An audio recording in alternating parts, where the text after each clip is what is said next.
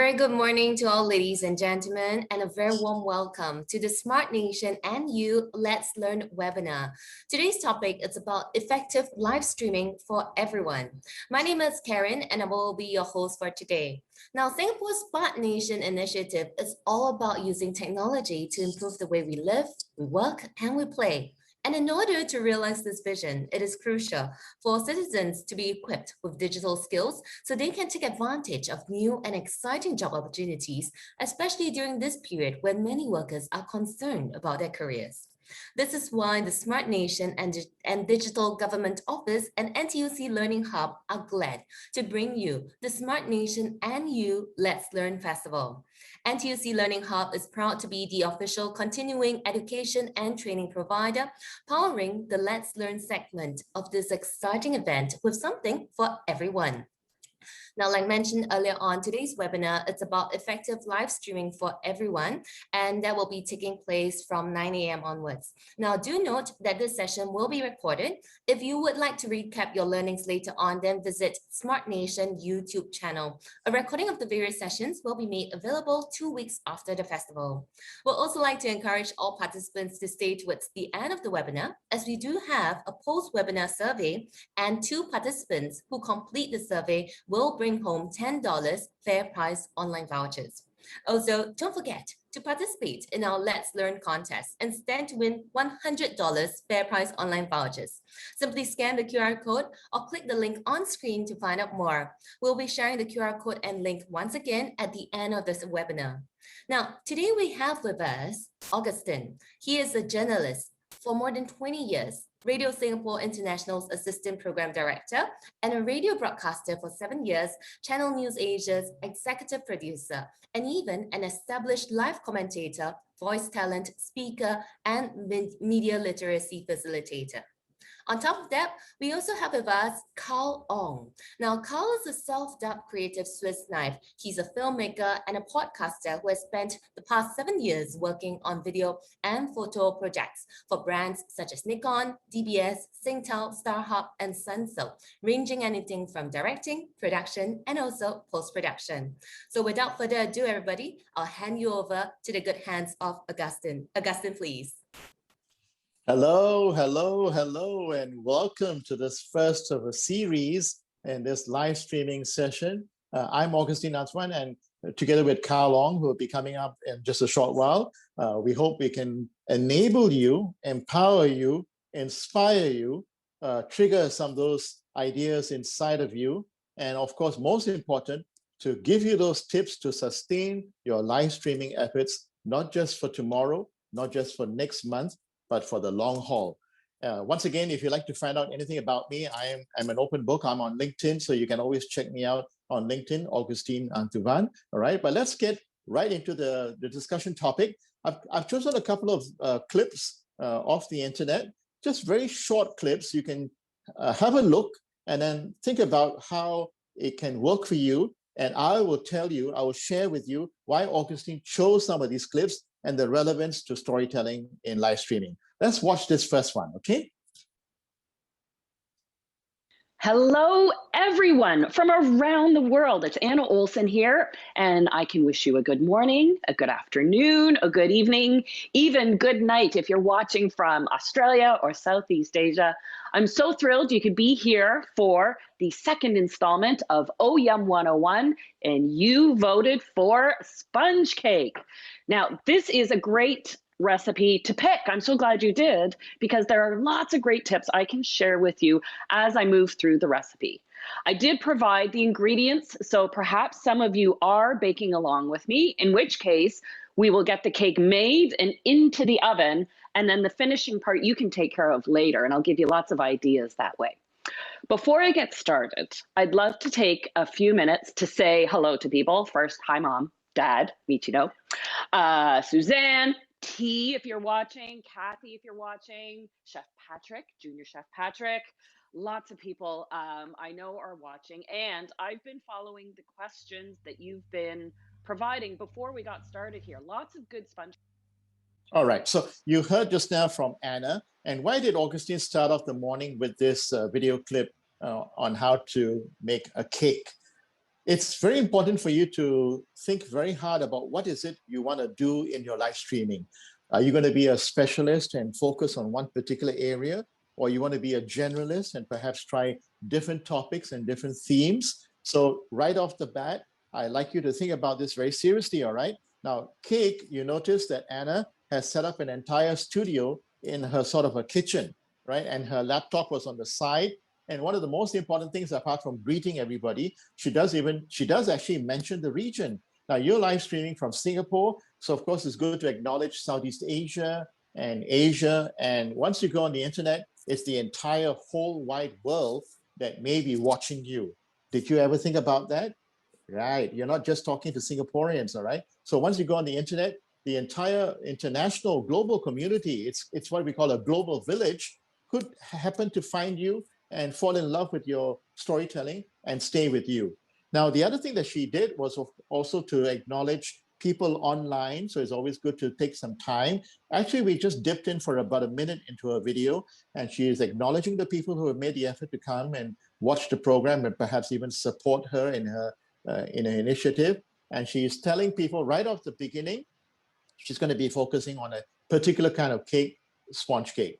And maybe you want to talk about how to make a cupcake. So you need to have this sort of focus. But as we go along for the session, you realize that there was actually quite a bit of planning that presenter put into the video. And that's what you yourself will need to pay attention to as you launch your, perhaps I would like to use the word career, into live streaming, all right? And the last thing that she did was take note of questions. You see, when you go on live streaming, your audience is not physically in front of you. They're out there in the internet world, right? So people are writing to you, people are putting messages in the chat box, just like today. If you've got questions even now, you can already start putting your questions in, and the moderator who is managing the sessions will look through them and they will field it to us. And both myself and Carl will be more than happy to respond to your questions, even today's session. And that's how it should be. It should be interactive and it should be two-way, right?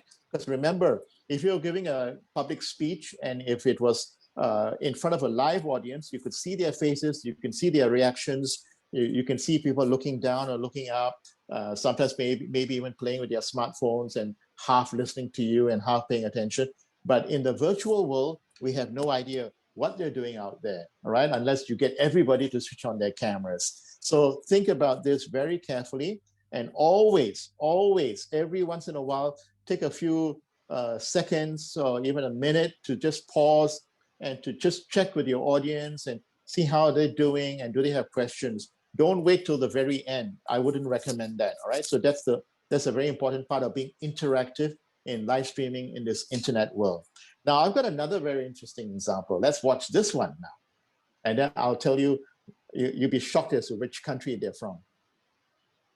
We're back in the Tamil language movie industry. We're back in Chennai, Tamil Nadu. We're back in the Kodambakam neighborhood. Yes. Yes, we're back in Hollywood. Nampagale Irulakum Vanakam.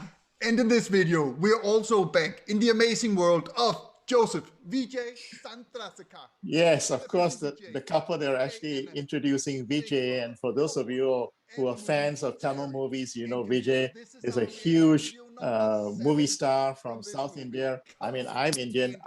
I appreciate Tamil. But you know what is so fascinating about this couple? That's Big A and his wife, Camilla. And they also have two children, Nadia and Alma. And they present this very regularly. And if you click on the Big A icon, you're going to see that they have a huge following. I'm not going to talk about the numbers, all right? I mean, sometimes we get all excited and get preoccupied about the numbers, but the numbers are not the important thing right now. Don't get so worried about numbers and followers. What I really want you to pay attention to is content. This couple, guess what country they're from? If I'm not mistaken, they're in Denmark. That's right. I'm just double checking my facts here. In Denmark, and they've got the flag of India on the side, and they've chosen music videos and short excerpts from the films, and they made an effort to learn the Tamil language, and you can hear them. They're actually speaking in pretty good Tamil, by the way, and then they're trying to sort of listen and then give their sharing. And what I really love about this is, of course, the chemistry between Big A and his wife, Camilla, and if you watch some of the other episodes, You will see their daughters, Nadia and Alma. So why is Augustine starting the early morning with this example from this family in Denmark? Is to tell you, perhaps you want to launch your live streaming and be a film expert. Did you get that? So we started with cake, and now Augustine is presenting cinema. Just two C's. So think about this, all right?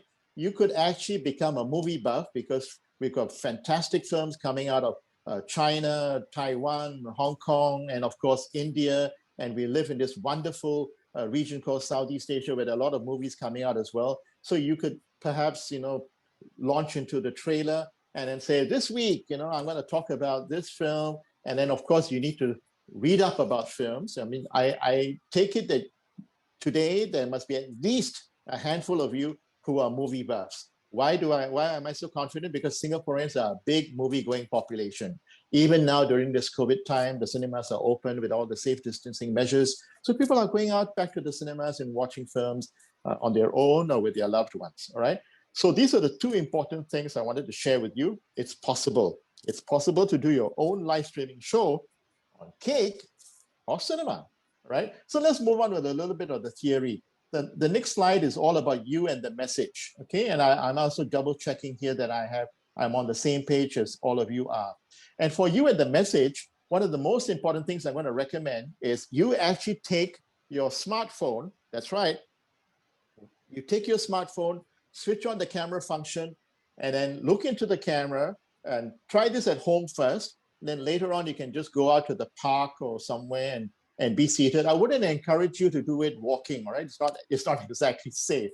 So I am telling you now, please be safe if you're going to do it outside. I know some people love to do this walk and talk thing, but ideally you should just sit somewhere on a park bench, or you could do it in the comfort of your residence with a pretty decent lighting. I'm actually now very near the window and there's some nice sunlight coming in.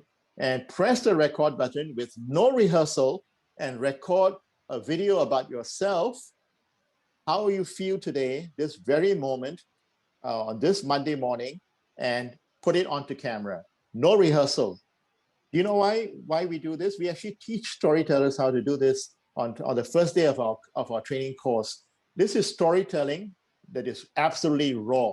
No practice, no script writing. You just look into the lens of your camera and you record for 90 seconds. Did you know that this is an actual project? It's called Say It in 90 Seconds. And if you went onto this social media platform called Flickr, you will actually find people uploading videos like this. And of course, now with IG, Instagram, and YouTube, and even LinkedIn, people are putting these videos out there. Now, take notes as you go along this morning. Why is Augustine recommending this video? No script, no preparation, and just recording yourself for 90 seconds. Simple. The internet is a huge, huge black hole, all right? Let's face it.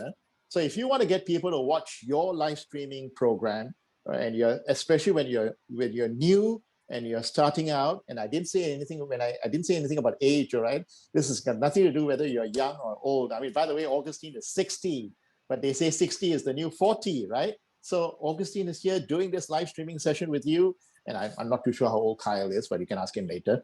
All right, so we're sharing with you our ideas because we come from this media production background, and we believe some of these tips will help you launch off in your career, especially if you're new.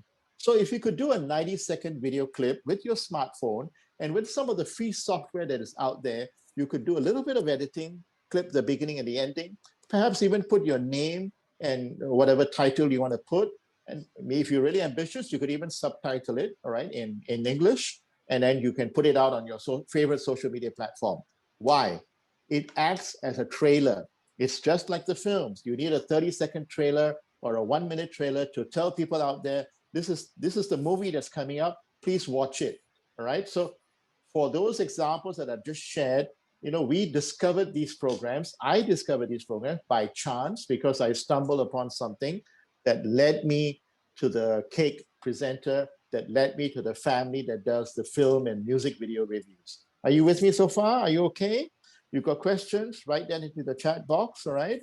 Don't forget, Augustine is here with you. I'm paying attention to the time as well, and we'll move along, all right? We've got a bit of material to cover, and in between I've thrown in a couple of video clips just to sort of lighten it. But I'll tell you once again, all right? Say it in 90 seconds. It's all about your life. How do you feel today, this very moment? Don't rehearse it, right? Maybe it's something that happened the night before, something that you're living through right now, and then you get your smartphone ready. It's got very good quality filming and sound as well. You just hit the record button and then you tell your story, all right? Don't rehearse it. Don't do any sort of planning. Just do it, right? Don't sweat it. And don't do these 2 takes and 3 takes. Just do it in 1 take. Yes, in 1 take. You have to be natural. Then at the end of the 90 seconds or so, because you can see it on your own phone, you try to wrap up your own story and you press the stop button, and then you play back your own video. And if you're all happy with it, of course, hopefully you did a little plug for yourself and you did a little teaser to your website or to the live streaming session that's coming up. Now, take a step back and think about it. Why did Augustine say, do it in 90 seconds and no rehearsals? You know why? Because when you finally do live streaming, hence the word live streaming, there are no take 2s. You've got to be comfortable. Now, how do you think Augustine is doing all this morning? Do you think I'm swinging it? Absolutely not. You know, if you had a chance, you would see I have a clipboard and I plan my message template. All right, I've got my key message points. And even this morning, a little bit of fine tuning. We did a little short rehearsal and then we went live. So this 90-second video thing is actually a good idea. I sincerely hope you try it. Right, I'm just going to move on to the next example. Right, and let me just get this ready. We'll stand by the video. All right, let's watch this one. Thank you.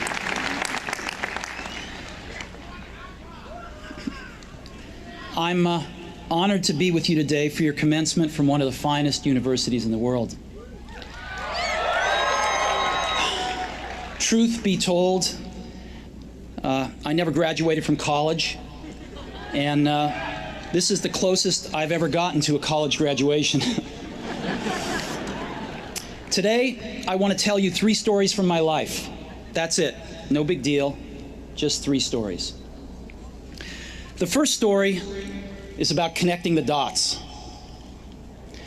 I dropped out of Reed College after the first 6 months, but then stayed around as a drop-in for another 18 months or so before I really quit. So I just wanted to why'd I drop out? The beginning of that little video clip, and most of you by now would have recognized that's Steve Jobs and the man behind what I'm holding right now.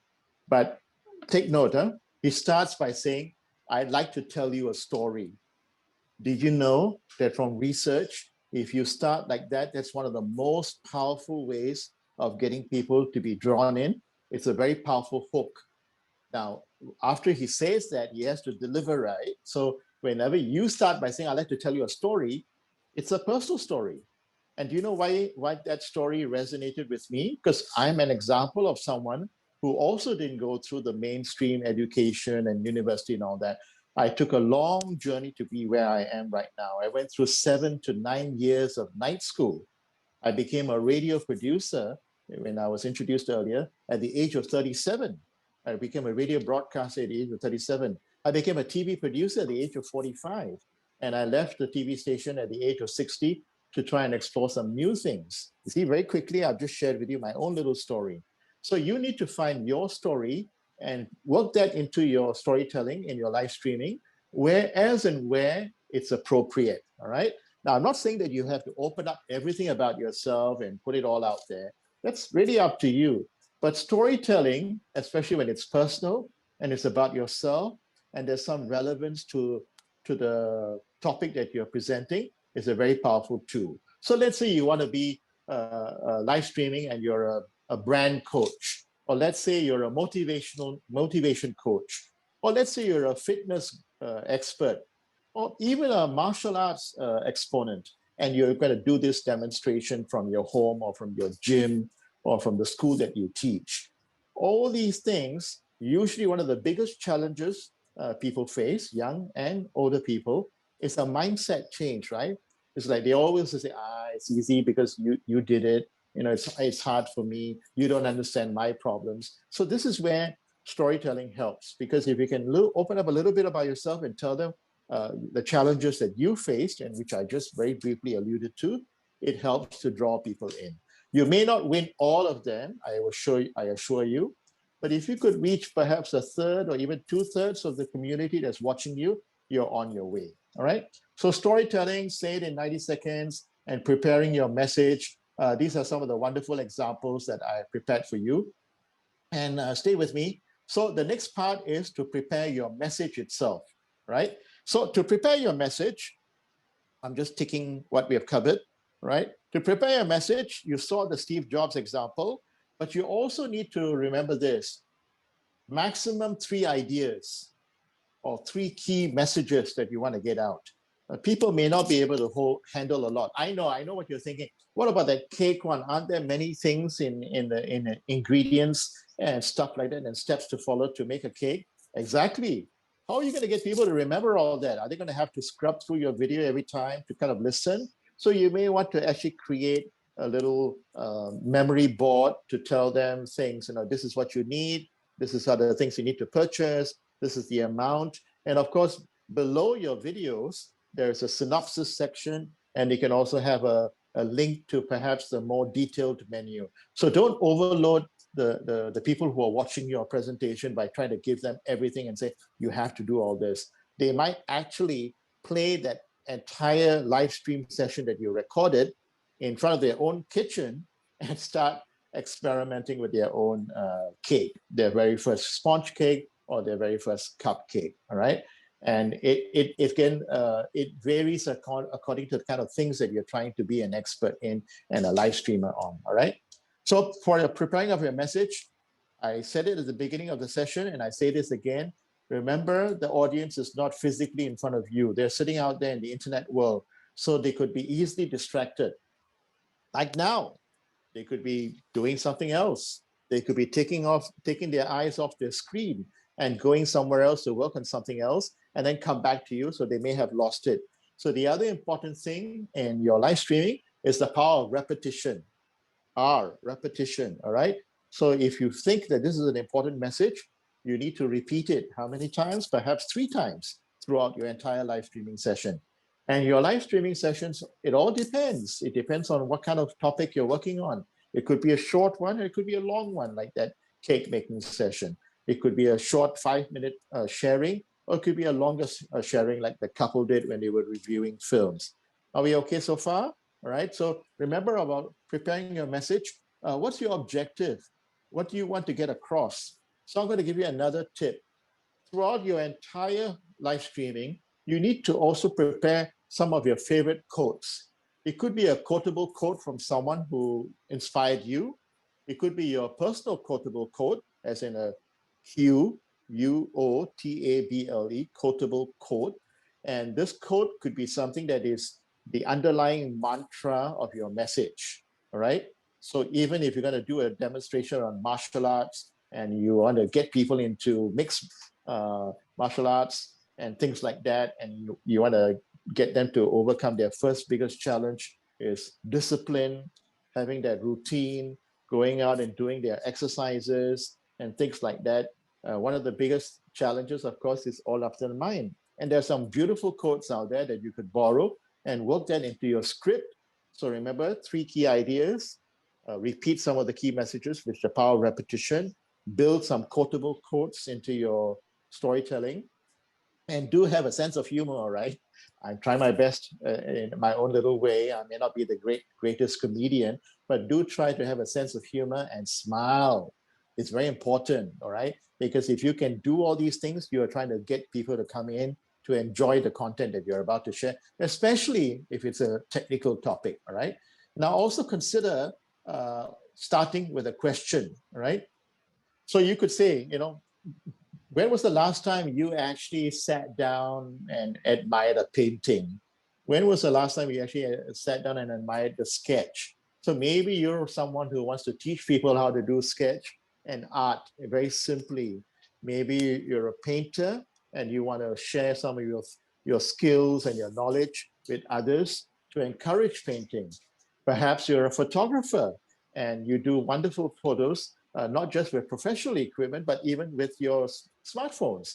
These babies actually produce wonderful pictures. And that's why people are using this to take photos, and I'm uploading them onto Instagram and doing an IGTV broadcast at the same time to share tips on photography, and a lot of this stuff will come up in Carl's session later. Is one of the things that you may want to take note of is the rule of thirds, and I'm sure that will come up in Carl's session, all right? So another thing is suspense and cliffhanger.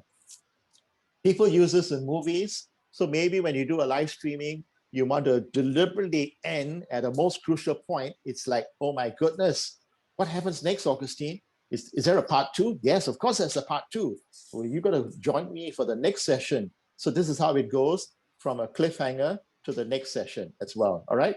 And I'm just getting a sort of a feedback here to say, please slow down and all right, just slow down. Okay, so that's I wish I could turn the cameras around. We've got this huge production team in front of me. So the slowdown is probably because I am quite concerned that I may not finish all the topics. So I will take it down one notch down, all right? And make sure, I tell you what, even if we don't cover all the theory that we wanted to share with you, I think the important thing in this morning is to get you excited, all right? I hope you're with me so far on that part about being excited. So recap again, on preparing your message, have 2 to 3 key messages. Try the power of repetition. Have this repetition so that every once in a while throughout your sharing, you repeat some of the key messages, right? Use quotable quotes, quotes that are very powerful, that mean a lot to you, that you are personally inspired, that you have literally probably sitting on your desk or next to your bedside table that keeps you going, and bring that in. And use some of the tools from script writing and your live streaming in suspense, perhaps like a cliffhanger. And then maybe people will say, no, this is really interesting. I've never seen someone do live streaming like this. It's like, I have to wait till next week. Oh my goodness, but I will. So I will, So another cue from my production floor manager telling me that I may have missed another video, right? So I'm just going to, actually, if we do miss the videos, guys, don't worry about it. We'll come back to it. But let me just move on to the next part. Actually, since we have this, I'm going to just share with you, all right?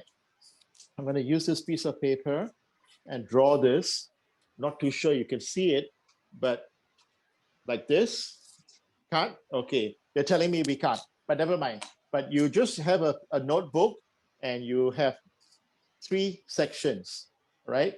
And in your little notebook, try to plot the key messages that you want to get across. And next to each key message, you put down some trigger words or some points. It could be a date, it could be a number, it could be, well, obviously for making cakes, there are certain steps and procedures to follow. So that's about it for key messages. And if you've got questions, put that into the chat box and we'll be happy to work with you through the organizers to talk to you about it. Let's move on to the next chapter, which is about let's talk, right? In let's talk, it's all about voice. And in talking, there are 3 things that I want you to pay attention to: pitch, rate, articulation. Pitch is your voice, as in high pitch, low pitch, right? I think you're seeing the graphic for that. By the way, can you see me at the same time while the graphic is on? All right. Otherwise, I'm sure the organizers can pop me in a little box on the side and while the graphic is on. So pitch, so far, I won't be able to give you feedback until I finally hear you. But if you watch presentations, you need to work on your mouth. Did you know that? Did you know that you have to exercise your mouth? You move, right? And you try and sing a song. Perhaps you have a message. The quick brown fox jumps over the lazy dog, and you can vary it and try to say it like an opera. The quick brown fox jumps over the lazy dog. Now, what are you doing? You're exercising your mouth, and I hope I made you laugh, at least some of you, right? So by moving your lips and exercising your mouth, and then your diaphragm. You need to breathe, all right? So I'm going to say this to you. You may want to consider this. For live streaming, some people actually stand, like you saw Anna. She was standing at the kitchen throughout her presentation and presenting it. That's actually a very good way to do live streaming. Of course, you can be seated. You could be at your sofa. So I leave that to you, all right? But just be careful about the walking and talking thing. You really need to be aware of your environment and just be safe at the same time. But standing is a very powerful way to present. So that means you need to adjust your cameras to your height and if necessary, pay attention to the lights and the sound. But if you don't move, a standing live streaming is effective. You've seen an example. That's the reason why I chose those two video clips to launch us off, all right? Pitch, that's pitch. Rate. So just now, my floor manager was holding the sign, says, Augustine, slow down. So that's the speed at which I speak. Most of us speak at 3 words per second. Did you know that? That's our speaking rate, or 2.5 words to 3 words per second. So if you practice, you could try to get your rate at a comfortable rate so that people who are watching you on live streaming can appreciate it. I say this again, live streaming audience is very different from public speaking with an actual audience in front of you. Right now, sure, in Singapore, we're in phase 3, so you could have a small group of people seated in your home studio or your office studio to simulate a little bit of an audience with the safe distancing. And you can also have, of course, the wonderful audience watching you on internet. But your rate is important. And you notice now Augustine has deliberately started to work on his rate because the feedback from my floor manager is saying, pay attention to that, Augustine. So thank you, duly noted. And the last part is articulation. Articulation is important because with people not in front of you, they may not understand what you're trying to say. So I'm going to give you a simple example. We need to polish the Polish furniture for the upcoming furniture festival. Now, the same word, polish, and Polish, as in from Poland, same spelling, but 2 different meanings. And we can spend a whole afternoon just talking about this if we had time. But you need to go online and check pronunciation. Trust me, 7 years as a radio presenter, all of us have to be very careful about our pronunciation. So there's some very useful free online tools, HouseJ, Merriam-Webster. You go in and you punch in the word and you get to hear this through the speaker icon, what is the right pronunciation. Now, when you're doing live streaming and you're doing it to the region and doing it to people in Asia, across Asia, it would be nice if you could pronounce the name of the country correctly. Wouldn't that be nice? I mean, it is the right thing to do, right? So that people will say, wow, Augustine took the trouble to actually find out about my country and how to pronounce the name of the people and things like that. That shows effort. That shows caring, that you actually care about the people that you're reaching out to. So basically, I say again, for your voice, pitch, rate, articulation. Now, there's a temptation for people to write a script, but if you've been listening carefully to Augustine, we're actually saying don't write a script. Have key messages throughout your live streaming presentation. Jot it down in your favorite notebook or a clipboard, the paper, and then follow those key messages and just tick off as you finish your key examples, all right? Because once you write a script and you hold the script in front of you or you put it on the laptop, people will know, all right? Most people will know that you're reading a script and it just doesn't sound nice, all right? Live streaming actually needs to be conversational. Right now, I assure you there's no script in front of me. I just have a checklist to make sure that I cover all the things that I want to cover this morning, all right? Next is to think pictures, all right? So in thinking pictures, now we have a nice video clip that is coming up. Let's stand by, and as soon as my production team has it ready, it's a very interesting video and we'll talk about this. Let's watch.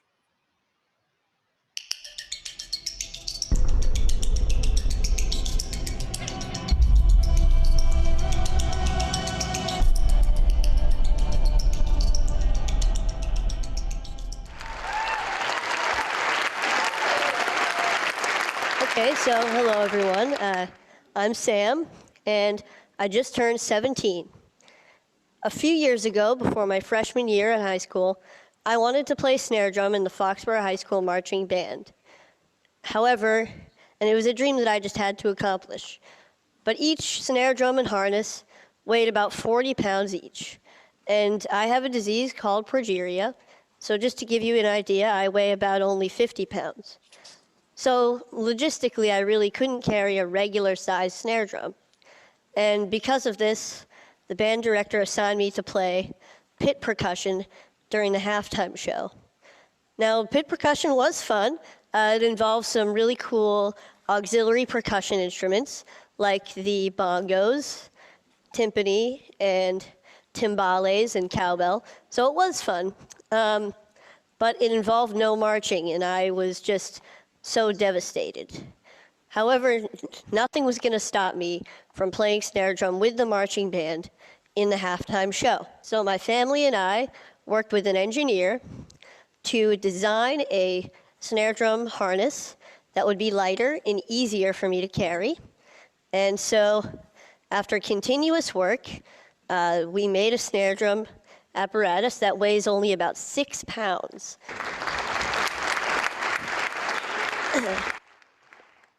So I'm going to pause the video there. I chose this video for two reasons. One, it's a very touching story. It's a little bit complicated, the disease this young person is suffering from, but he chose not to start with the disease, progeria, right? And he actually decided to help the audience do one very important thing, which is this part of my sharing. This part of the session is called Think Pictures. In other words, you need to visualize. You need to use descriptive language. Perhaps my time in radio has helped me, Augustine, to be able to do this reasonably well.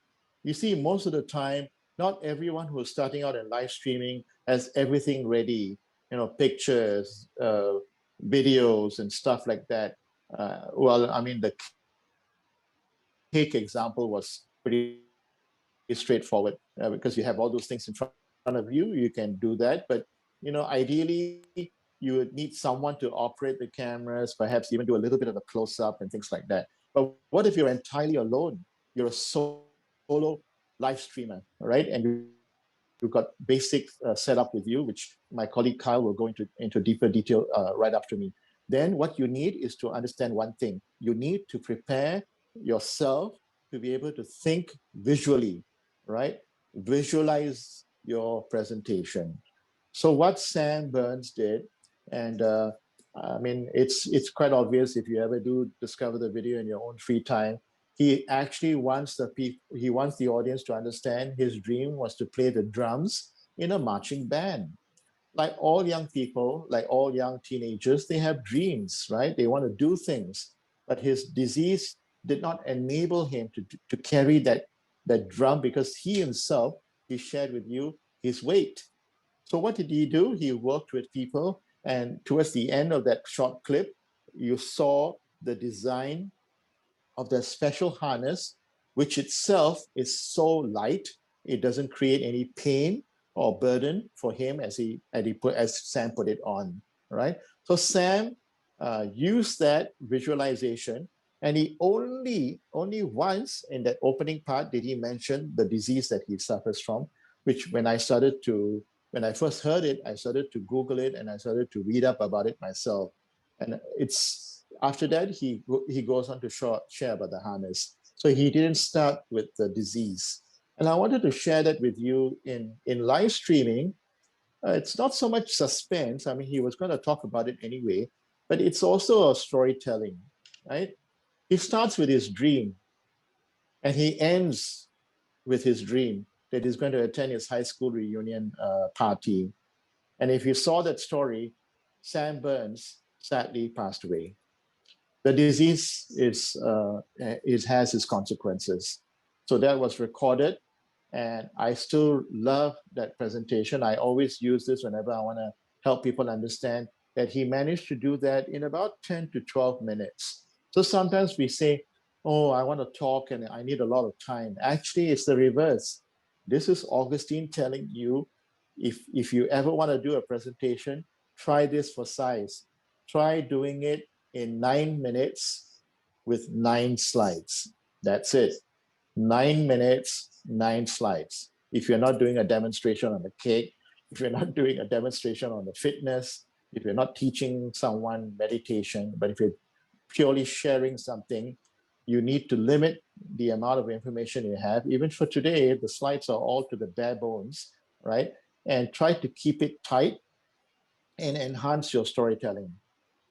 So what have we discovered? Quick recap from the very beginning till now. We need to always bear in mind that the audience out there in the internet world will not be able to absorb all that information. All right, let's be clear. They need to fall in love with you first. Yes, I'm using this phrase. They need to fall in love with you. Whatever topic it is you want to be a social media live streamer in, all right? They need to believe in you. That's why storytelling also must have a space for personal stories. And Augustine shared a little bit about himself just now.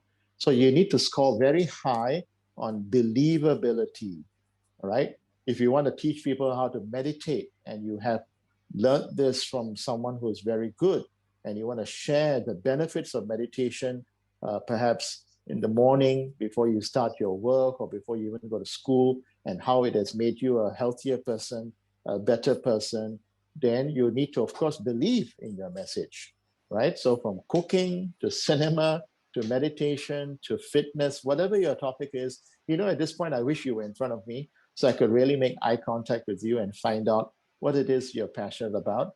But you must find something that you are truly passionate about and you score high on believability, then your live streaming will work. Did you believe me? Do you believe me on that? You know why I'm happy to do this? Because I believe in this. I believe that right now, with the time I have left, I want to go out and teach as much as I can and share with people, all right? Time signal is coming up. So, which is good. We're making good time, all right? So the next part of the message template is what we call a script message template, right?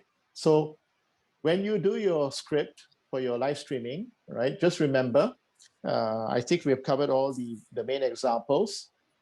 When people watch your live streaming, ask yourself, what's the headline you want? Not your name. Great way to make a cake. Join, and then you put your name there, all right? Key ingredient to a happy and stress-less life. Then comes your name. So you need to create that headline that you want for your live streaming.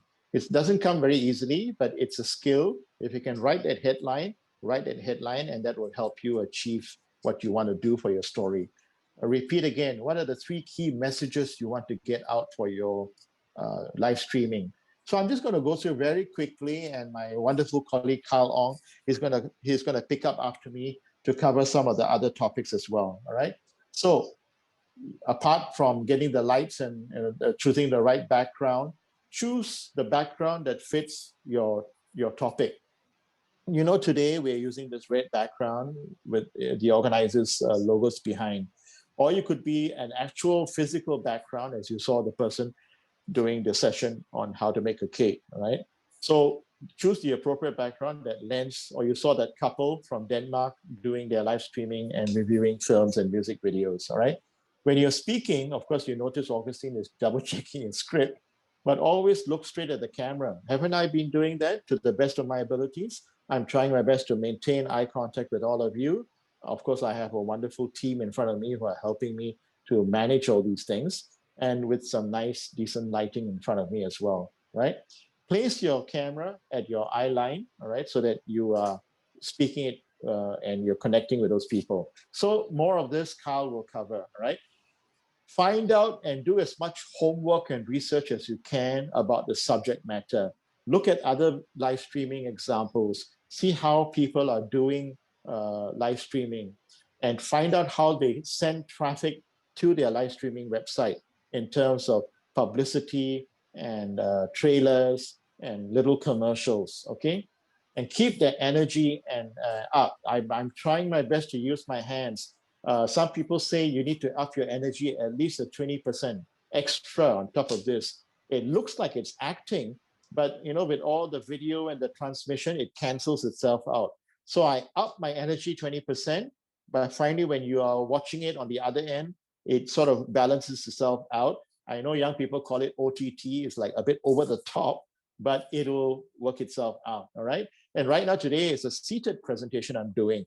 If we push the equipment back and we set up a standing presentation, then you will see a different Augustine, because I'll be using my entire body language, not just my upper part of my body, to share and to explain things for you, all right? So keep the energy and the animation high, all right?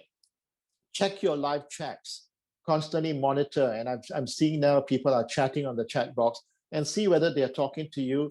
And if they're posing questions, pause and look at that live chat and see whether you could respond to them, because that might be the trigger to get them to come back and follow you for the second week and the third week and onwards, all right?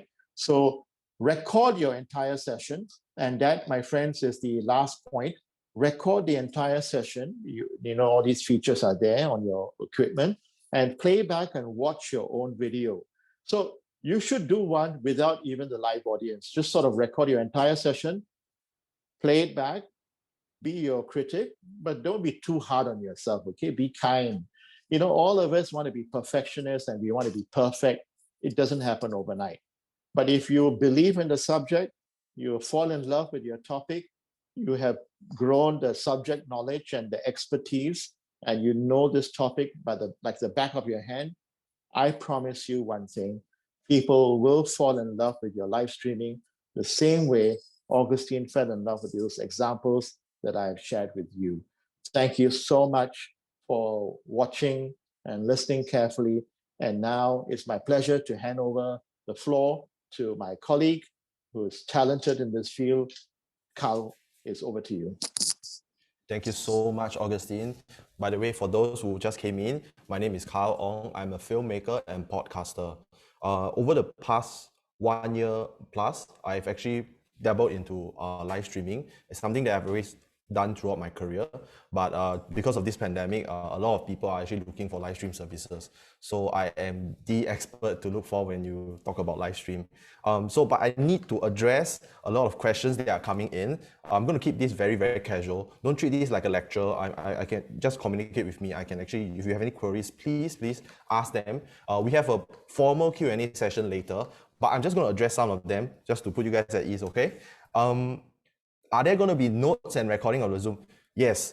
The beauty about live streaming is that it's not only opening up the ability to actually communicate with the other side of the screen, but also the ability to document. So think of it as like video making, but live. So everything happens live. That's why what Augustine said is very, very important for you to actually be able to communicate clearly, pronounce clearly, and have a set of stories that you're trying to tell. Okay. What are the resources required to carry out live stream? Actually, not much. Really depends on what you're talking about. Like you can just use something like your phone, right? If you're talking about like a large scale, you know, like a cooking show, probably you need a friend to help you look at the camera, look at your kitchen. You need more tools than that. It really depends on what you're trying to show, what you're trying to tell. Is it a good practice to make all the hand gesture on screen as Mr. Yes, it is. It's very important to show that you are very attentive to your audience. If you look at me right now, I'm actually reading and actually addressing the camera. I'm looking at the camera. So I understand that there are some questions that actually relates to video editing, podcasting. Even though this live stream is about live streaming, but some of the skill set actually spills over to those. So I'm going to address them. And the good news is that I'm a filmmaker and podcaster. So don't worry about that. Video editing software for Android and iPhone, yes. LumaFusion, Adobe Premiere, iMovie, there's so many of them. Just do a quick search, and a lot of them are actually free. And the phone these days are almost as powerful as the computer that we make in the 2000s or the early 90s. So yeah, there's no excuse. You can just edit a video on that. So how to attract people to watch your live stream? Unfortunately, that this guy only has one pack attended. Really, it's all about pre-planning. You're talking about dates. So like, let's say if you're doing a live stream event, right, about the upcoming holidays, Hari Raya and such, right, it's very good to actually pre-plan it and invite people 2 weeks even before the thing start, or even 1 month, and do a lot of trailers like what Augustine mentioned, maybe a write-up, use your social media, and of course, get your friends, pull in your favors, get your family. Oh, are you free this Saturday? Can you watch my live stream for 1 hour? You know, I'll buy you a cup of coffee or something. So all of that actually can push up your numbers. Rule of third. I'll get to that. So Jasmine also asked, besides the live stream, will there be an online seminar or podcasting? That depends on NTUC LHub today. But as a podcaster, I would say that the fundamentals of audio for video is very much applied to podcasting as well. And there's many new technologies that are coming out. Notably, one that is very pop right now, Clubhouse, is essentially live stream but for audio. Where people can discuss, and it's a little bit of like Zoom, where you can actually enable speakers and not enable speakers. I say you check that out because this is in correlation to what we're talking about today. All right. Background. Yes, the background is very important. As you can look at my first slide, I'm going to talk about branding. Okay, so I've addressed some of the questions. So let's start. Okay, shall we? So branding for live streaming is extremely important, right? I run a podcast, a horror podcast, one of the top Southeast Asian English horror podcasts called Ghost Maps. I'm not sure if you guys have heard of it. Some of you might have. So imagine me running a live stream, right, and having this red background. Nothing wrong with this red background, but this red background is NTUC's background. And if I'm running a live stream and I'm using this background for my Ghost Maps podcast, people will be very confused. They'll be like, okay, so am I in the right room, or am I, is this guy, who is this guy? Like, what is he trying to do? So it's very important to be on brand. For example, if let's say I'm Apple, right? I'm trying to do a live stream. Apple is usually using like white colors, and they suddenly use a font that is very strange for their branding, like Comic Sans. Everybody has heard of Comic Sans. Comic Sans is actually a joke. It's a joke of a font. It's meant as a joke. It wasn't meant to be serious, right? So if you use fonts and motifs and elements that are actually not related to your brand or against your brand, like directly opposite of your brand, it will be very weird, and it looks weird. It doesn't look professional. It doesn't look good on you as a person or as a brand. So for example, last month it was just Chinese New Year. If I ran a live stream, the obvious color to go was to red. But if for someone who doesn't understand that Chinese New Year means red, right, then I employed black colors or orange or yellow, things that are quite far away from red, then it will look bad on me, right? And of course, these days, right, technology is so amazing. Even as a millennial, I'm still learning all of this, right? So no excuse to anyone at any age, right? Captions has found the ability to actually auto captions. Even in Zoom, there's this function under accessibility called auto captions. Facebook has it, Facebook Live has it, so you can actually auto caption. Of course, we Singaporeans we will always have this accent, regardless of your race. So we may need to work on our accent and our pronunciation, like what Augustine mentioned, to actually properly feed that software. There's no fault in having accent or like not pronouncing it right, but practice makes perfect. Yeah. So even as a speaker right now, I don't think my pronunciation is perfect, but what I'm saying is that technology will advance to a point whereby even the computer can actually recognize a Singaporean accent and actually put out the correct words. But to actually to actually properly use the software that's actually provided by all these companies, right? We as humans, we can actually adapt it. So by pronouncing it right, learning the right pronunciation, practice and practice and practice. Like what Augustine said, don't script, always practice, right? Captions actually came from films. which is subtitles, right? When we watch films, especially the foreign ones, we put on subtitles, or like when we watch them at a lower volume, we put on subtitles. So these are very, very important things that needs to be provided. Even at you know, those Facebook videos that are not live, they are pre-made, you know, with subtitles. We always sometimes watch them with just with the subtitles because we don't want to honor the volume. So these are all actually human behaviors that has adapted, right? As I'm talking, I'm just going to take on more questions, okay?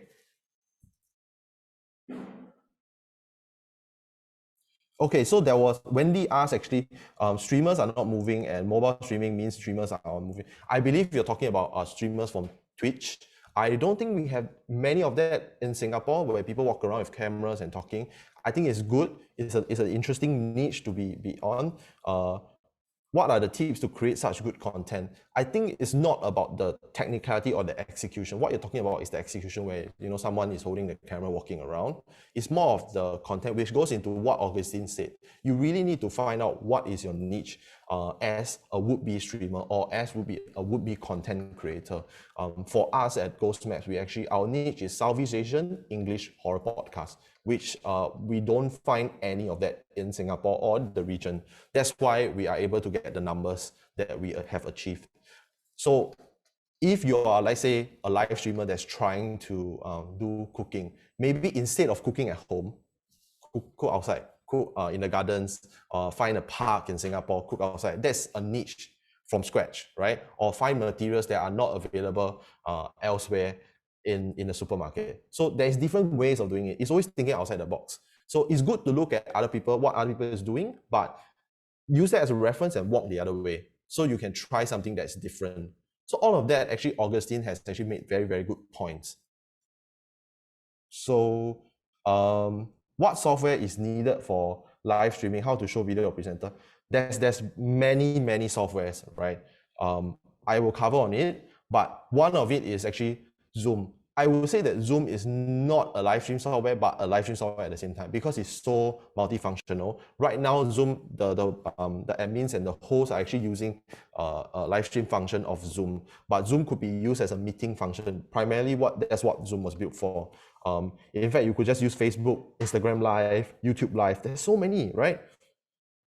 So we are hearing British accent, American accent. Are you able to resonate? I think accents are just a reflective of our culture. We don't need, personally, this is just me as a person, you know, we don't need to emulate a certain accent just because we want the views. I don't necessarily think that having that particular accent will make your video better. No, I think it's more of being confident in front of camera. If I talk like that and I feel very, you know, people will not resonate me. You will immediately turn off the stream because I sound like I don't know what I'm talking about. It's really knowing what you're talking about and being precise, and pronunciation, everything has to be good, and your voice levels also. So people know that you're actually confident in what you're saying. So yes, accent don't really matter. Okay, so as I'm moving on, let's move on to the next slide. So there's the technical and the practical elements of live stream is as important as the content. It's a balance, it's 50-50, yeah? So the first thing that you need to think of is your framing, right? So there's two ways of doing this. One is vertical, the other is horizontal. You see my phone, right? So it doesn't matter what phone you use, iPhone, Android, doesn't matter, right? It's still a phone. So that when you on your camera, there's always this rule of third. It's a tree. It's like the, you know, the tic-tac-toe tree. So it's usually there. It's to actually guide you to framing. And if you look at the screen right now, I'm actually right in the middle. I am using that rule of third. So if there were two lines vertically and another two lines horizontally, so I'm right in the middle. So it looks like I'm perfectly framed. Looks good on me, right? So this is something that you need to pay attention of. And symmetry, yeah? So taking a lot of photos help improve your composition. But this kind of framing is actually very, very straightforward. We have a little bit of a top down, so it makes me look better. So I don't show off my double chin, yeah? So this is a very good framing for me. And of course, there's the light. So rule of thirds is actually employed everywhere. Once you start using it, you can't stop seeing it. everywhere. Film, TV, YouTubers, everywhere where people use and create content. So it's employed everywhere. So it's good to go out there and just take photos, take photos of your estate, take photos of everywhere, and then you will see the rule of thirds, and then you will master it. It's actually a very, very simple thing. This is the first thing that we learn in film school, actually.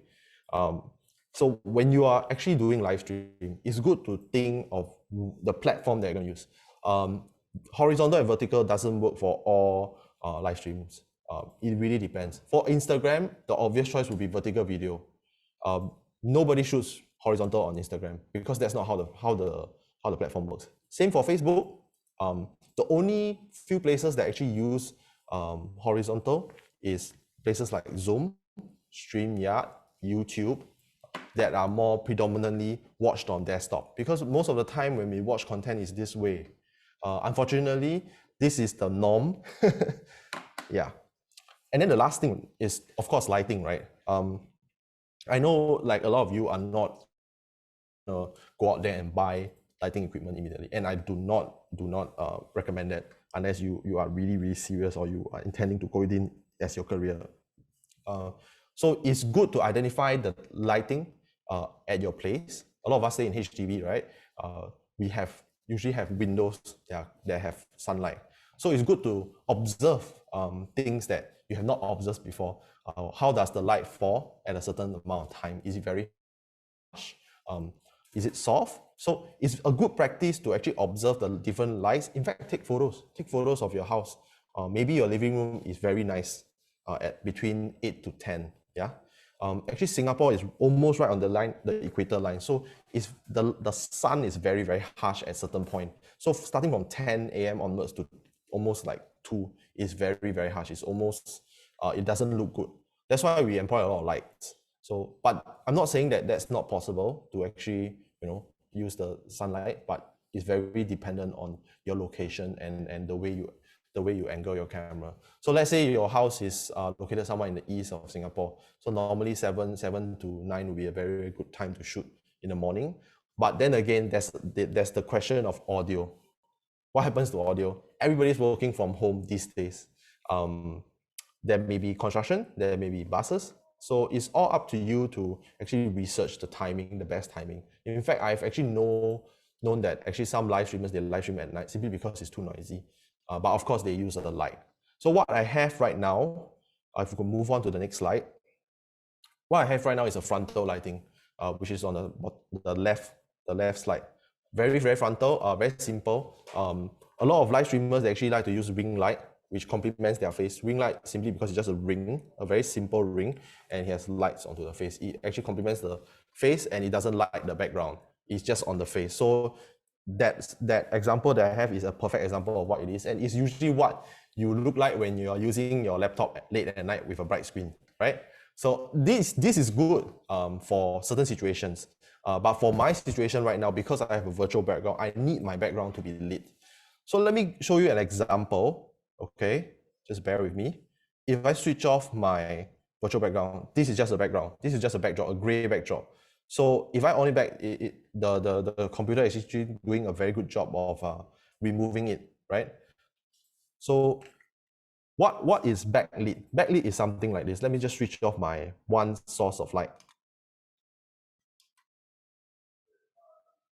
Yeah, so if you see, I'm really badly lit right now, and the light on the back of me is making me backlit on top there as well. So that it's not really well lit. So it is actually very good practice to actually light your face first, then your background. So and a lot of us are not actually going to do virtual backgrounds, and not many softwares can do it as well as Zoom. Unfortunately, Zoom is actually one of the best to do it. And of course, if we have budget and if I'm in a green screen studio right now, the virtual background will be better. It's like your big blockbuster movies, like the Avengers. They actually use green backdrops.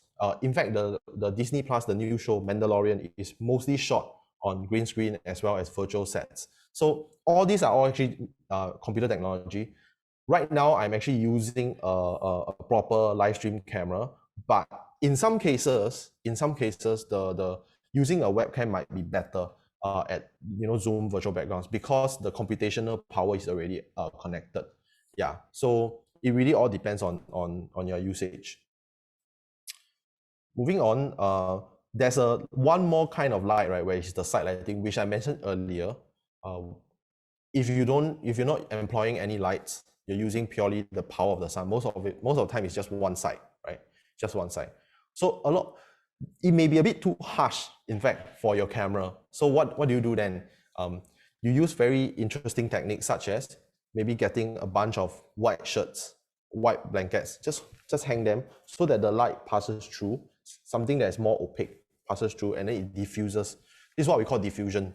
So we diffuse the light. A lot of the time when we shoot in film, we diffuse the light. We don't just light like this. And if you guys have used handphone flash before, right, when you just fire, it's very harsh. That's why we use diffusion. The trick to lighting well is not to just pump a lot of light. It's to know when to diffuse and know when to light, when to hide the lights and when to denegatize the lights. So these are all like tips and tricks that you could actually employ. Okay. So as I'm talking, I'm going to look at some of the questions right now. Let me see. What is the best tool for online collaboration between musicians? This is a very good question, Roger. I will get to that, I promise. What size of ring light do you recommend? It depends on how close you want to be on you. So right now my camera is about maybe 3 feet away from me with a zoom lens, so I can actually go wide or go tight. My light is also about 3 to 4 feet away from me. So, but my light is slightly bigger. It's just a generic softbox light. So yeah, it really depends on how close you want to be your camera. I know a lot of those that people buy is the ones where you can slot your phone in, and then those are actually good enough. But you need to remember that the front-facing camera of our phones actually can't actually zoom. So you have to see how you put it close to you. So if you want a wider shot, then maybe the light needs to be slightly smaller. So if you further, then it needs to be bigger. So always remember, closer, smaller, further, bigger. Yeah. So I see that I'm speaking a bit too fast. Sorry, a little bit too much caffeine. So do you conduct? Maybe maybe this is something that we could actually feedback to the organizers, of course. Public platforms, Facebook. Yes, Andy actually asked a very, very, very important question in regards to music and stuff. As we say that technology has advanced so well to the point whereby people can actually, it can do so much things for people, right? It also can have negative effects on content creators as well. Me myself actually faced it. So I actually run the every Monday. In fact, tonight I'm also going to do it. Monday live stream for our Tampines hub, where musicians come in and they play. I do the backend stuff with my colleague. So this, I've been running it for about a year plus now. So this, the copyright thing has always been an issue. Like just think of it to this level. The artificial intelligence embedded in YouTube and Facebook is so advanced to the point whereby even when you sing a song that is copyrighted and you're singing, you're just doing a cover, right? And you have not whitelisted your live stream. Whitelisted means that you tell Facebook's algorithm in advance that, okay, I paid for the royalty, I'm allowed to sing this song. They will take it down within seconds, just like that. So it's a very good practice to use royalty-free music. I would say if you are using it often, pay for it. Buy a subscription, maybe something that's $40 a month that allows you to use unlimited. I do that too for my work, simply because you don't want to come to a point whereby you're doing live stream halfway and it just shuts down. It has happened before, simply because of copyrighted music. These are things that we try to avoid, and technology is already advanced to the level that you can just shut it off. Yeah. Frequency of live streaming. Regular session, yes. It really depends on your audience. The first few times I would say, is to test an hypothesis whether if your audience is receptive to you. We are also testing our new live streaming platforms on Clubhouse for my podcast as well. I've tested it on Saturday night. I found that Saturday night wasn't a very, very good time to actually do it because people are out, as you know, Singapore is slowly opening up. So we're gonna try a different time. Once you have established that, okay, maybe doing it on Friday nights at 10 p.m. is the best time for me, then you can try on frequency, because you want to get the actual date right first, then you move on to frequency. Because if you have not gotten it right, then you go into frequency, it might be a bit, non-productive. Yeah. Any live stream camera to recommend? I would say the best live stream camera is your phone, to be honest, because I'm not against with people spending money, to get good resource. But phone is something that we have, and phone has everything. Let me explain. Like these days, phone has 4G and even 5G, which is very stable internet connection. I mean, mostly in Singapore, right? And then the cameras that we have actually are the software with the cameras. They have actually really, really good computational imagery, computational photography. They actually do post processing that all these cameras they don't do. Like all these cameras, they are just cameras for you to shoot, and then you bring it and you make it better in post. It's a longer process. Of course, they shoot better, but you need to know what you're doing before you use this camera. We had to set it up right so that the colors were right, everything was right. But with a phone, everything is already done. So they will do the suppressing of the noise, they will do everything. I'm not saying it's the best position, best solution. As a professional live streamer, of course I will use a camera. But as someone who's starting out, this is the best tool that you're gonna have. But if you really, really, really want to try out live streaming, I would say just buy a very simple mirrorless camera. I'm brand neutral, so I wouldn't say which brand, just any simple mirrorless camera. They are between about $500 to $1,000. You can already live stream. You just need to get the proper tools like an HDMI out, and then you can plug it into your computer and then just live stream. And some of them, they actually have built-in tools, which is amazing. They actually allow you to live stream directly to Facebook. You just need to connect it through Wi-Fi. Yep. So very, very good question, Boon. What microphone do I use? If you could tell, my audio quality is slightly better than Augustine's one. Augustine's setup was something that we actually arranged for that setup simply because we wanted to showcase the difference between a pro setup and a normal consumer setup. So usually you are actually on your phone with a headphone jack. Why didn't we use wireless? Because wireless technology tend to have a little bit of interference and a little bit of delays, especially Bluetooth. Right now, I'm actually using a lapel mic. These are the ones that I actually use on film sets. So, when you're on talent, you just try to hide it, right? This is something that is hidden. It runs to my camera directly. That's why I sound a little bit better. Of course, this setup is somewhat that is a little bit higher end. Not everyone could use it, but lapel mics or lavalier mic, wireless lavalier mics, just the mic itself, it starts from $80 all the way to $800. It really depends on how much investment you want to put into one single mic. But if you ask me, you want good audio, the one that comes with your phone, the earpiece, this kind of earpiece is actually very, very good. And it's usually built for your phone specifically, or at least the ones that I know of, like Samsung actually custom builds their earphones for that particular phone model that came with it. Same for iPhones as well. So this is something to note for. Ivy, when we consider using professional brand to put green screen for background, yeah. If you're not, yes. So she's asking whether if we are not using green screen. Like what I'm doing right now is just actually a gray screen. You can see that the keying is actually not perfect. You can see some of the grays. Yeah, that's perfectly normal. That's actually perfectly normal. The computer is trying to make up for the loss of the lack of green screen, and that happens even from working from home. Sometimes when we on the virtual background, and then your kid runs by, you can see the kid sit halfway through. So this is something that's normal. It's okay. I'm not saying to go out there and buy green screen. There's two colors that will work, green or blue. I don't know why it's green or blue, but they are better for chroma keying. This is what we call. I actually conducted a live stream recently that we used a full green screen and it was perfect. The keying was fantastic. It was perfect. Yeah. So what is the difference between Facebook Live stream versus Zoom on Facebook Live? I don't really get your question. So are you asking whether Facebook Live or live stream versus Zoom using Facebook Live? Zoom is actually a closed thing. Even when you guys come in as participants, Zoom is a closed event kind of thing. So you need to register, and then the host will give you the link to invite. It's not out to public. Facebook is directly out to public. Everybody can watch it. I mean, based on your privacy settings. So this is the fundamental difference between the two platforms. Okay.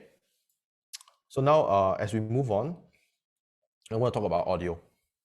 So audio is very important. Imagine watching a horror film without audio. It's not going to be a horror film. It's just going to be images with disgusting and scary monsters, right? Yeah, is this exactly the point that I'm trying to make? A lot of times when I go into live stream, other people's live stream, it's very muffled. The content is not bad, but the technical actually destroys it. Have you ever skipped Instagram video or Facebook video because the audio is too loud or too noisy? I'm sure you have, right? That is the case. We are okay with images that are slightly grainier, they are not as sharp, but we're not okay with bad audio, like period. Why? Because a lot of the times when we watch content, it's a very intimate thing. We're watching it during our downtimes, during our toilet breaks, wherever you are, on headphones, when you're commuting. So when it becomes super loud and super noisy, right, it's actually very, very hard for you to continue the video. So you want to do your fans or your audiences this favor by actually giving them the best audio that you can. Not buying microphones immediately will help. No, there's no such thing as a one-stop shop. Even if I'm using a very good mic right now and there's like traffic all over me, you will still hear the same thing. It doesn't solve that problem. So the best way is to actually sit in your flat, sit in the place that you're going to live stream, and listen to what are the noises. Singapore is a very, very moving, a city that moves every day. Like there's no stops. There's construction everywhere. People are doing everywhere. There's military drills. In fact, right now where we're at is very close to a military airport. Sometimes when plane fly over, you can hear it on camera as well. So it's also to know that when is the best time to actually record and when is the best time to actually live stream. That actually helps your audio by already a lot. And the next thing is to how do you actually dampen your audio.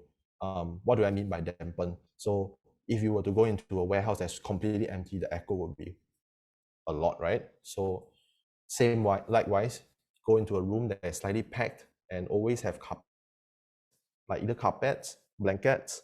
That's why a lot of people like to go into the bedroom to record audio, because the cloth actually dampens the reverb around the room. So when you speak, right, the sound wave will bounce everywhere. So with cloth around, it actually reverse. And for some of you that actually, for the few of you that actually been to a vocal studio or a studio, you can see that actually is quite damp. They have a lot of foam around. It's to actually absorb the audio reverb. It's to make you sound better. So those are actually kind of tricks to actually improve your audio. Things like using blanket around you, I know visually it doesn't look good. So that's why it's the balance, you see. Like some people, I do know that when they record live stream, right, they put like two full-size blankets to actually dampen the audio. Yeah, it's extreme, it's a lot of effort, but in all efforts to get good audio, or some people, they actually ask their whole family to keep quiet, like for that 1 hour, so that there's no interruption. It's all down to them.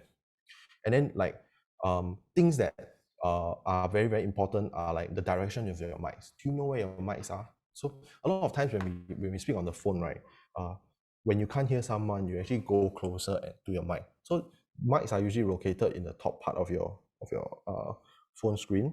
So this is actually good. So when you're actually doing without a mic and an external mic, it's good to be close, right?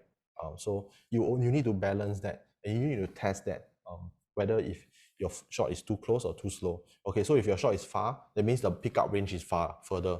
So the closer you are, the better the audio, right? You need to balance that of course with your light and with your shot size. Everything is relative in terms of this kind of balancing. And then on top of that, do a test recording, like what Augustine said. Go out there and film. You could do it in your home as well, and then you can test your location, your environment.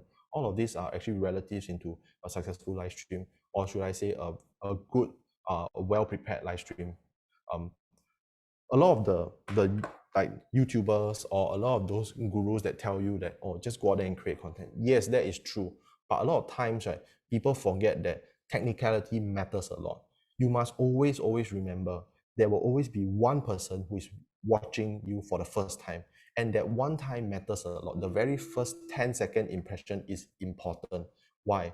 The moment they establish that your technical is bad, you have lost that audience.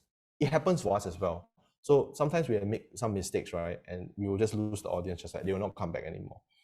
It's how fast the digital content creation space is. This is just the reality. And it's good to know about this. Yeah.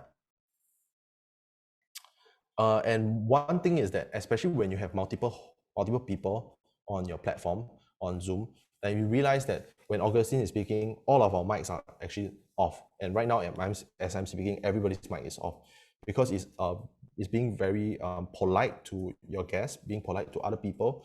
You don't want to cross talk, and don't actually let people finish their point before you start talking.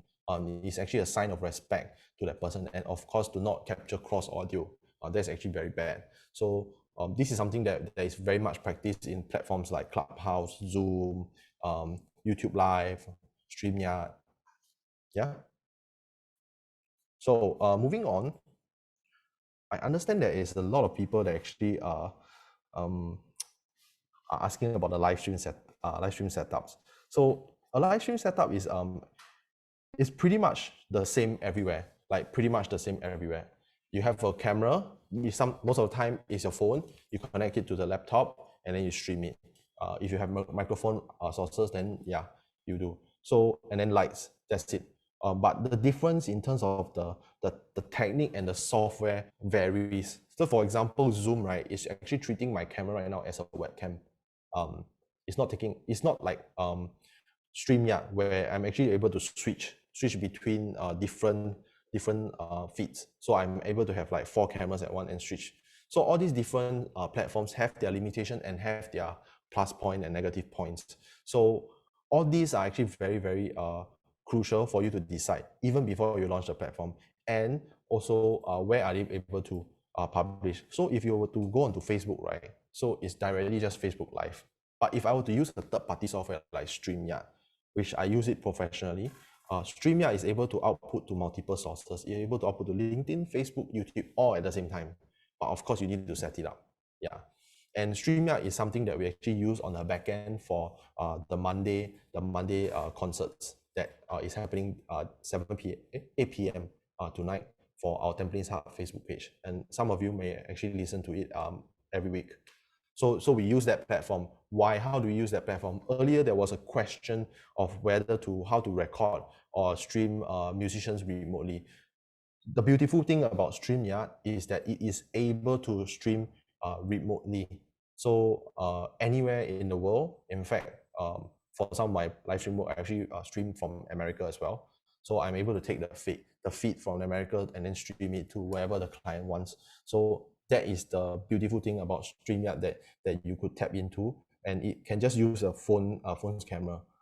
But the limitations is based on the person's bandwidth. What do I mean by that? It means that if their internet is bad, their feed is going to be bad. So that's something that you have to do. And I cannot repeat more and more of this. Test and test and test. For this live stream, we actually tested 4 times. Yesterday, we also tested. So to ensure that you have a smooth sailing experience, we want everybody to have a smooth sailing experience, especially this is a professional live stream. We want to showcase that, this is what we can do. And we want to reassure everyone that, as someone who is sharing knowledge right now, I know my stuff and I want it to demonstrate what is a good live stream. So yeah, always test. So do you see there's eight different platforms, right? I'm not going to go into all different platforms, but there's so many of them, right? There's so much. But StreamYard by far to me is the easiest one to use for everyone. I've actually sent out StreamYard to allow people to actually test it out, and they found it easy. And of course, the beautiful thing is that you can output to multiple sources. So that is extremely good. But But of course, if you just want to do it on Facebook, then so be it. You can just go directly on Facebook. And Facebook one is also very straightforward. Just live, and then you're done. If you follow all my technical setup, all my advice, you should be fine. And of course, you must refer back to Augustine's teachings, because I think it is very, very important to balance the content and the technicality at the same time. You can't have one and not have the other. It doesn't work that way. Yeah. So jumping back to some question. Let me see. Yeah, Roger, so I believe I actually answered your question in terms of best tool for online collaboration between musicians. Yeah. So StreamYard is actually a very, very good platform. Zoom is capable of that as well. Depends on what you like. So methods and timeline to promote the live stream. Yeah, answer that as well. Facebook, yes, Facebook does support green screen. Though I would say use StreamYard. StreamYard's green screen function to go through Facebook is slightly better. Yeah. Claire, what camera to buy?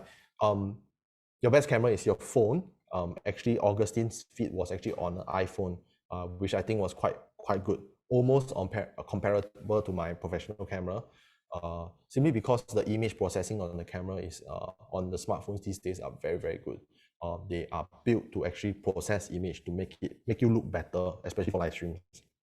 It's the software and hardware being together. Whereas traditional cameras like mine, they don't have that. It needs to run through a computer, and the computer will try to communicate with the sensor to make it work. But sometimes it don't work that well as a phone. So that's something that you need to take note. What camera to buy?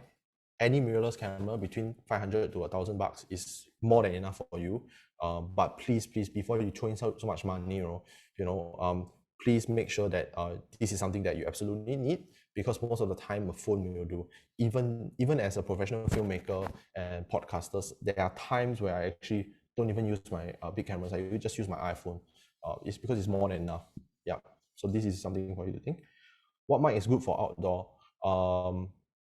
If you do not have the budget to buy expensive lapel mics, you could just use those very consumer ones, those that you can actually adapt to your phone. They can start from $50, or just use your phone. So a good technique is to actually be very close. If you realize that a lot of the vloggers, right, why are they so close? It's a little bit irritating because their face is so big, right? But it's actually for audio purposes. And there are mics out there called shotgun mics. They are actually hypercardioid mics. They are hyper-directional, so they catch your voice. It's one of those mics, right, that you see when people filming, right? The sound guy who's like holding this is a boom mic. On top of that is actually a shotgun mic. Of course, theirs is broadcast level and professional standards. Those cost thousands of dollars. But for ours, our purposes, you can buy something that's as cheap as $80. It's out there. Just search lapel mics for phones, shotgun mics for phones. It is all out there. But if you control your environment well, you don't even need that. You just need the headphones that come with your phone. Yeah. Andy asked, what kind of monitor for good audio? I believe he asked monitor by speaker monitors, not the screen monitors, speaker. So for music and sound producing, I would say M Audio is pretty good. KRKs are good. I personally use a KRK. Yamahas are good also. But we are not here to sell the brand. I'm just saying that it also correlates back to your location. So let's say if you're mixing audio, right, you're editing audio, you need to actually make sure that your room is already perfect for it. So see, it's the same thing as if I'm editing photos, right? I'm editing critical colors. Yeah, so I also need it to be color accurate. So all this. So I know you guys have a lot of questions, but the organizers are actually asking me to move on. So I'm going to move on to the last slide. Yeah, the last slide. So there is, oh no, sorry, it's the second last slide. So there is of course the broadcast standard, which is what I'm actually doing right now. I actually deployed this kind of broadcast standard to many different locations and many different feeds also. So usually it goes up to 4 to 8 cameras. We can easily go up to that. It could be a wedding, it could be a corporate event, it could be a workshop. It really depends on what the client needs are. And of course, we use bigger cameras for that, because not just because we want to have a better image, because we want to actually document it and cut it later. So it has multiple functions. From the start of this workshop, when I started talking, I already told you the plus point about live stream is that you're able to connect with the audience. At the same time, you can document. That is the beauty. And despite what people say that we're going back to the norm, like the new norm, I think that live stream will actually be the norm also for in terms of content creation, because people want instantaneous interaction. People don't want to leave a comment and wait 2 days for you to reply. They want you to address it immediately. Like right now, right, as I'm speaking, a lot of you are actually asking questions and I'm replying. So yeah, so that is very important. And then let's go to the last slide. Augustine actually talked about this briefly, right? But I'm going to go to it a little bit in depth. Internet bandwidth is super important. And being in Singapore, right, actually, right, in team with the Smart Nation, we actually have one of the best internet in the world. There is no excuse for you to have a lousy internet when you're live streaming. Absolutely no excuse. So if I were to drop out right now, right, it will look really bad on us, because we are supposed to be professionals. We're supposed to teach this stuff, and then we don't have a stable internet. So always make sure that your internet is stable. If it's not stable, please call your ISP, or please get someone in your house who is a little bit more technically inclined to fix it. A lot of the times, it could be solved by moving the router or removing stuff that actually interfering the signal.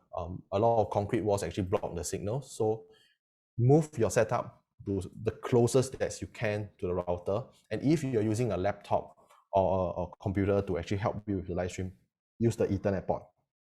Ethernet is always better than live stream, Wi-Fi. Wi-Fi can fail. Things that are wireless can fail. So even as you see me right now, I'm using this headphones, right, just to listen to the other speakers. It's simply because I do not believe in wireless transmission in terms of audio that is critical. So if I want to get a direct feedback, I don't use wireless, because it might drop, signal might drop, things happen. Old school wired connection is still the best. And then of course etiquettes, right? When you speak, right now I have a wireless mic. This is where my mic is. If I keep doing this, you can hear it. It's very loud, right?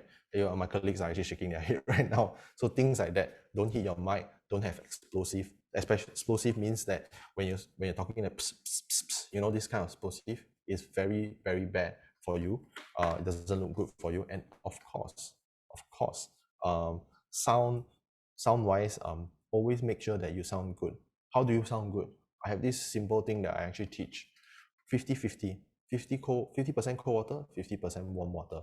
It makes you sound good. In fact, right now I sound a little bit parched, so I'm going to drink a little bit of water because I've been talking non-stop, right? Yeah, so it actually helps with your voice. I would say honey lemon actually helps a lot. So please remember to drink water and take pauses. You're not newscaster. You're not expected to keep talking and talking and talking. It's good to have casual conversations and, you know, address certain comments. So if you need to drink water, drink water. And lastly, the most important thing is your eye line. You look at me right now. I'm actually talking to you directly. I'm addressing the lens directly. I'm not looking this up and down. You know, of course, when I'm addressing the Q&As, I need to look at it. It's very, very important. Yeah. So just before I move on to the next session, which is the Q&A, I just want to address a little bit more on like how live stream is very, very effective in communications right now. As of now, right, we have almost 500 people in the room that is actually listening to me blabber on about live stream, and we are actually having a back and forth conversation. I think that is fundamental to what live stream is, and I believe that there will be more and more people doing sharing about live stream. Last year, I actually conducted a live stream about this uncle who actually sells quail eggs, and it was a very, very simple live stream, but the engagement was so good. The beauty about video making and about like live streaming all this, right, it allows people to connect on a level that has never been before, right? I never thought that I would be interested in how quail eggs will be made until I did the backend for the live stream. So I think that all these are fundamental, and going into this is that you need to understand what Augustine said is very important. Don't look at the numbers. You can have five watchers, 5 viewers that day, and you can have another 500 the next day. It's different. So don't really let the numbers bother you. When we started, we also didn't have that numbers, you know, to be the top English horror podcast in Southeast Asia. We don't have the number. What we started was a very pure intention of telling ghost stories. Same thing for everyone. Perhaps you want to share how you do your gardening, you know, in the morning, how you run your own urban farm, how you run your own, I don't know, like vehicle business, things like that, like or like if you're a private hire driver, how you go your day to day. People might be interested about that. It's about amplifying your voice and finding your community and niche out there. I think that is very, very crucial to content creation and to live stream, to everything that has to do with content. Your intentions has to be pure in a sense whereby you want to connect, not for the views. You're not going to be another, like, you know, I'm not going to name names, but you're not going to chase for numbers. You're not going to do things for numbers. You're going to do things because you want to reach out to your communities. It's good to know the techniques of getting numbers, but the most important thing is authenticity. You can't lie about that. Especially right now when I'm addressing you as a live streamer, you can tell I'm being authentic. I'm telling you a story that is true. So people can tell. So essentially online people can tell. And always be very careful of what you share and what you talk about online, because everything lives forever online. So with that, I'm going to move on to the Q&A, and someone will take over from here.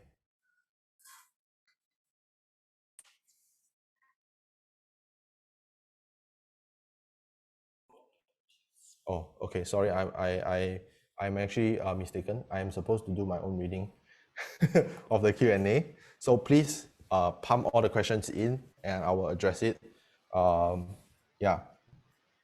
Let me see. There's still a lot, so I'm gonna just like address them one by one. Okay. So first one, Shauki Iskandar. Sorry if I mispronounce your name. If I want to do a walkabout live stream, I have my own voice sound clear, yet able to hear the ambient noise. He's asking if he should use 3 different mics, okay? Dynamic, condenser, or lavalier mic. Okay, so I'm going to explain to some of the audiences here. Dynamic mic is the kind of mics that you use in a broadcast setting. It's very directional. You need to be close to the mic, and it's big.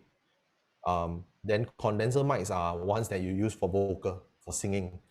So condensers are super sensitive. So, you know, like it's for singing. You need to use it in a studio setting. Dynamic is a good idea, but it's too big. You're not gonna walk around with a dynamic mic and a live stream and walking like that. It is not gonna be very conducive. So no to dynamic mic. Condenser mic are far too sensitive. No, but you want to capture the atmosphere and your clear voice. Lavalier mic is good. Lavalier mic picks up whatever is nearest to you. So usually you will pick up my voice, but you also pick up my surrounding. Because right now I'm in an enclosed area, I'm in a studio setting as per se. So my voice is loud and clear. There's no other noises, and we are actually on the top floor, so there is no traffic noises. We can't hear all of this.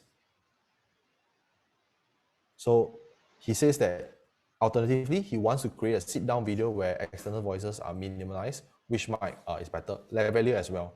Lavalier is actually a very popular mic for content creators to use. Of course, if let's say you want to experiment, you want to do podcasts, a dynamic mic would be good. And if you don't mind it being in the shot, I think that will look good, because dynamic mics usually they look quite good. But of course, there's some form of investment needed. Lavalier mics are the cheapest by far. And I know that there are people who actually use lavalier mics to do podcasts. Not say it's impossible, it's possible. Can I comment on OBS? OBS is great, but unfortunately there is a learning curve. It's great simply because one, it's free. Second, it has untethered functions, meaning to say that it has so many things that it could do. I could put in graphics and I could put in lower thirds. But unfortunately, it's not, say, a very common thing for people to use in Singapore, as far as I'm concerned. Yeah. So, advice on topic. Yeah, Kiwi, I actually addressed it just now, but just for you, yes, Facebook has copyright for singers. You need to clear it with what I believe Compass. Compass is the IP organization that actually handles most of the singing IPs in Singapore. Because Facebook has a wide list of live streams that are enabled to use royalty musics that are actually copyrighted. So it is very crucial that you actually clear it with them. If not, your stream may just die just like that. Like they can just shut it off based on copyright. And if you do that too often, Facebook might actually suspend the page, which is not ideal. YouTube, they will give you strikes. 3 strikes and your account is banned. So please be careful about that. I would say that use your own compositions or speak to Compass, okay?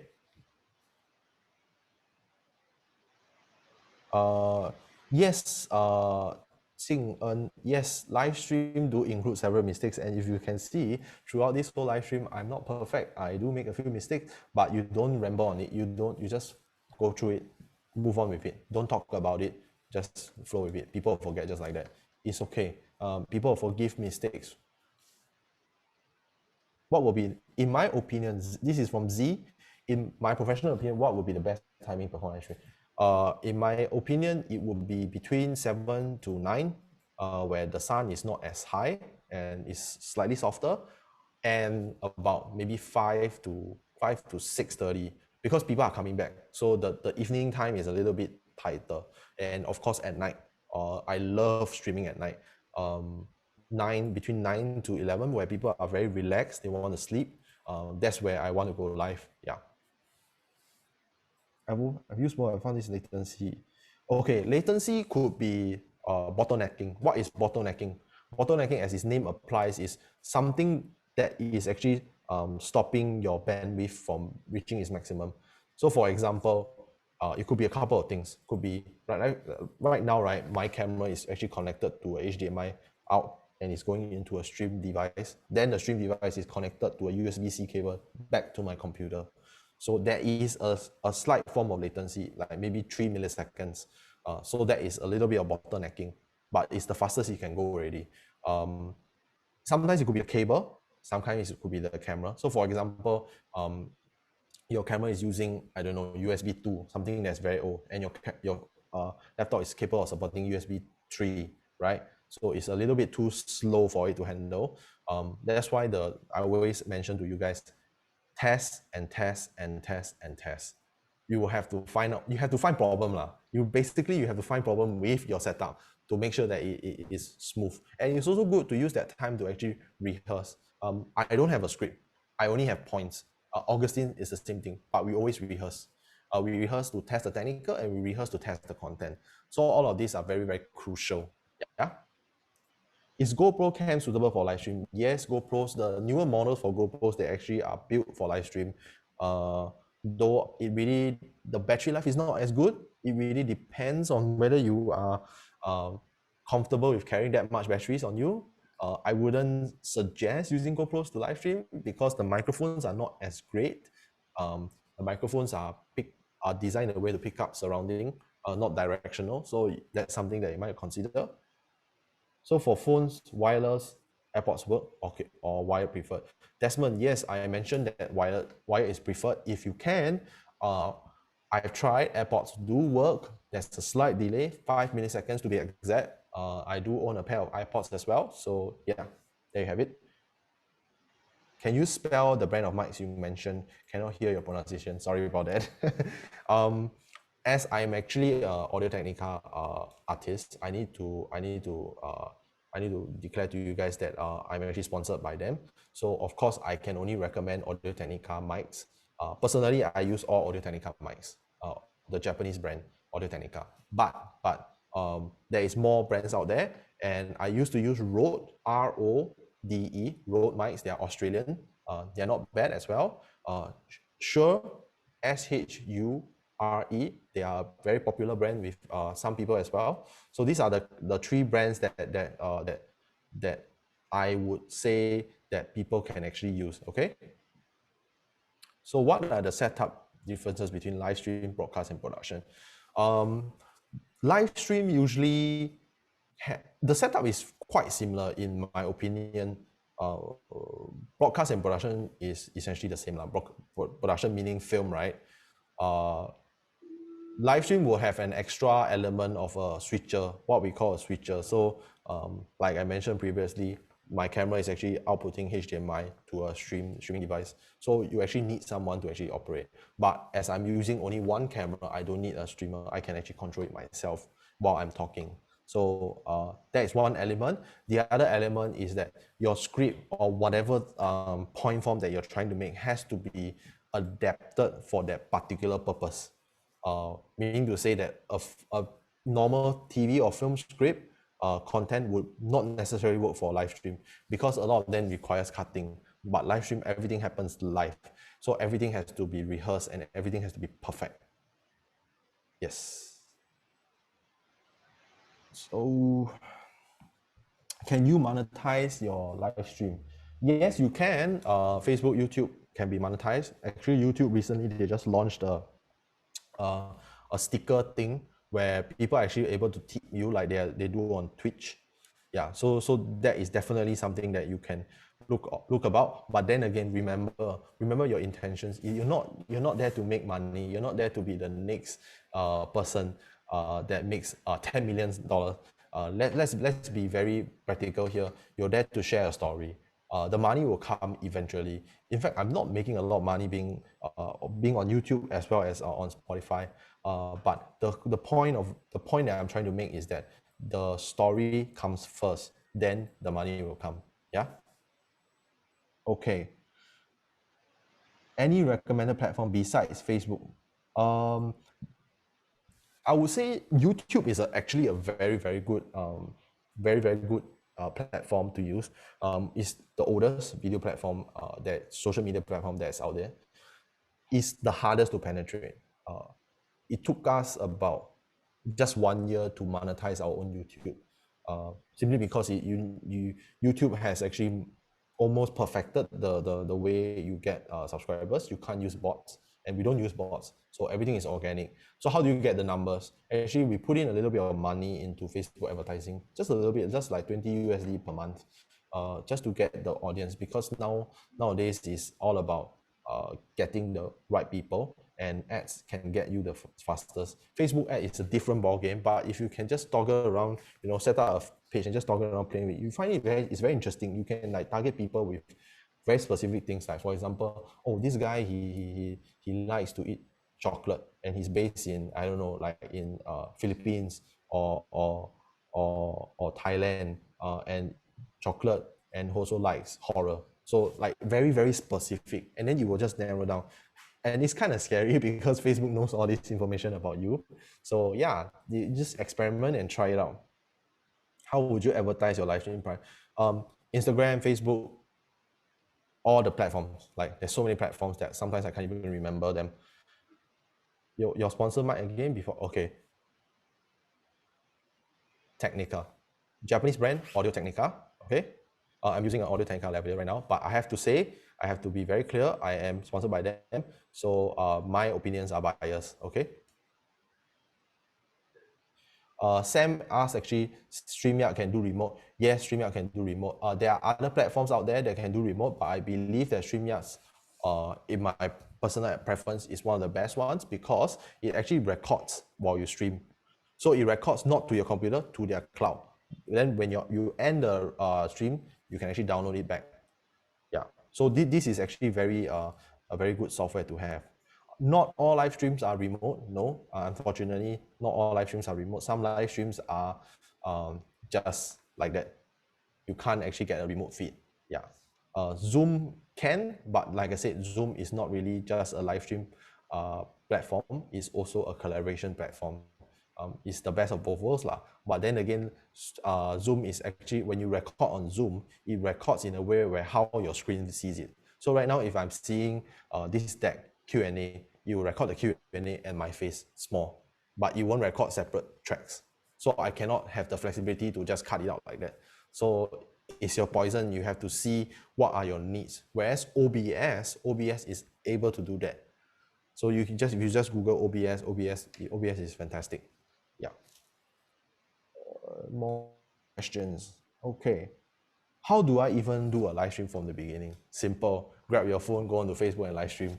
You know, the funny thing is that yesterday, as I was walking around my neighborhood, I actually saw a couple of people actually just eating at the void deck and doing live stream, and then just reviewing the live stream to their friends. I was like, wow, how on point. It's very, very interesting to see people actually adapting. And these are like just regular people like you and me, like, you know, like just sharing with their friends. Maybe it's not a public stream. It could be just a stream to friends and family.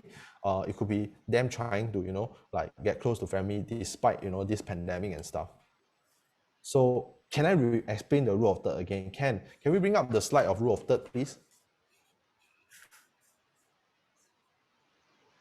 So if you look at the slide right now, okay, the rule of third is actually just grids. So 2 grids vertically and 2 grids horizontally. So I'm actually framed using the rule of third right now. I'm right in the middle of the camera. So if you put 2 lines this way, right, you can see me in the middle. Rule of thirds are actually guides to help you frame. Even at a professional level, I still employ the rule of thirds to help me frame sometimes.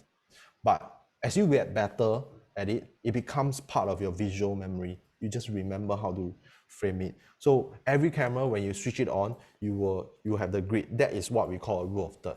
So it's a very fun exercise. After this live stream, maybe go out to your neighborhood and just take some photos of the surrounding. Take some photos of our beautiful HDB flats. I think it's really nice. So use the rule of third to frame that in the middle. You could put them in the middle, can put it on the side. It really depends on your context, right? But if right now, if I'm doing the live stream right now and I'm on the side, it will be very weird. You will think that, oh, I'm actually not confident, and actually I don't know what I'm doing. But if you realize, a lot of time when you watch documentaries, you know, they're always on the side and they're angled. They're not addressing the camera. They're talking to someone because it's trying to establish that you are entering someone's private life and you're given this access as the camera, as the viewer, to see that person, and there will always be an interviewer. So that is different ways of using the rule of third, right? Okay, I hope that explains it. Can I elaborate how remote work for StreamYard? Yes, I can. So what StreamYard does is it uses the bandwidth of whatever's available on individual speakers. So for example, right now I'm in Singapore, then Augustine is in New York, right? We are both streaming at the same time, and I'm talking, he's muted, but we're on the screen at the same time. We are each using our own bandwidth, corresponding to the cloud server of StreamYard.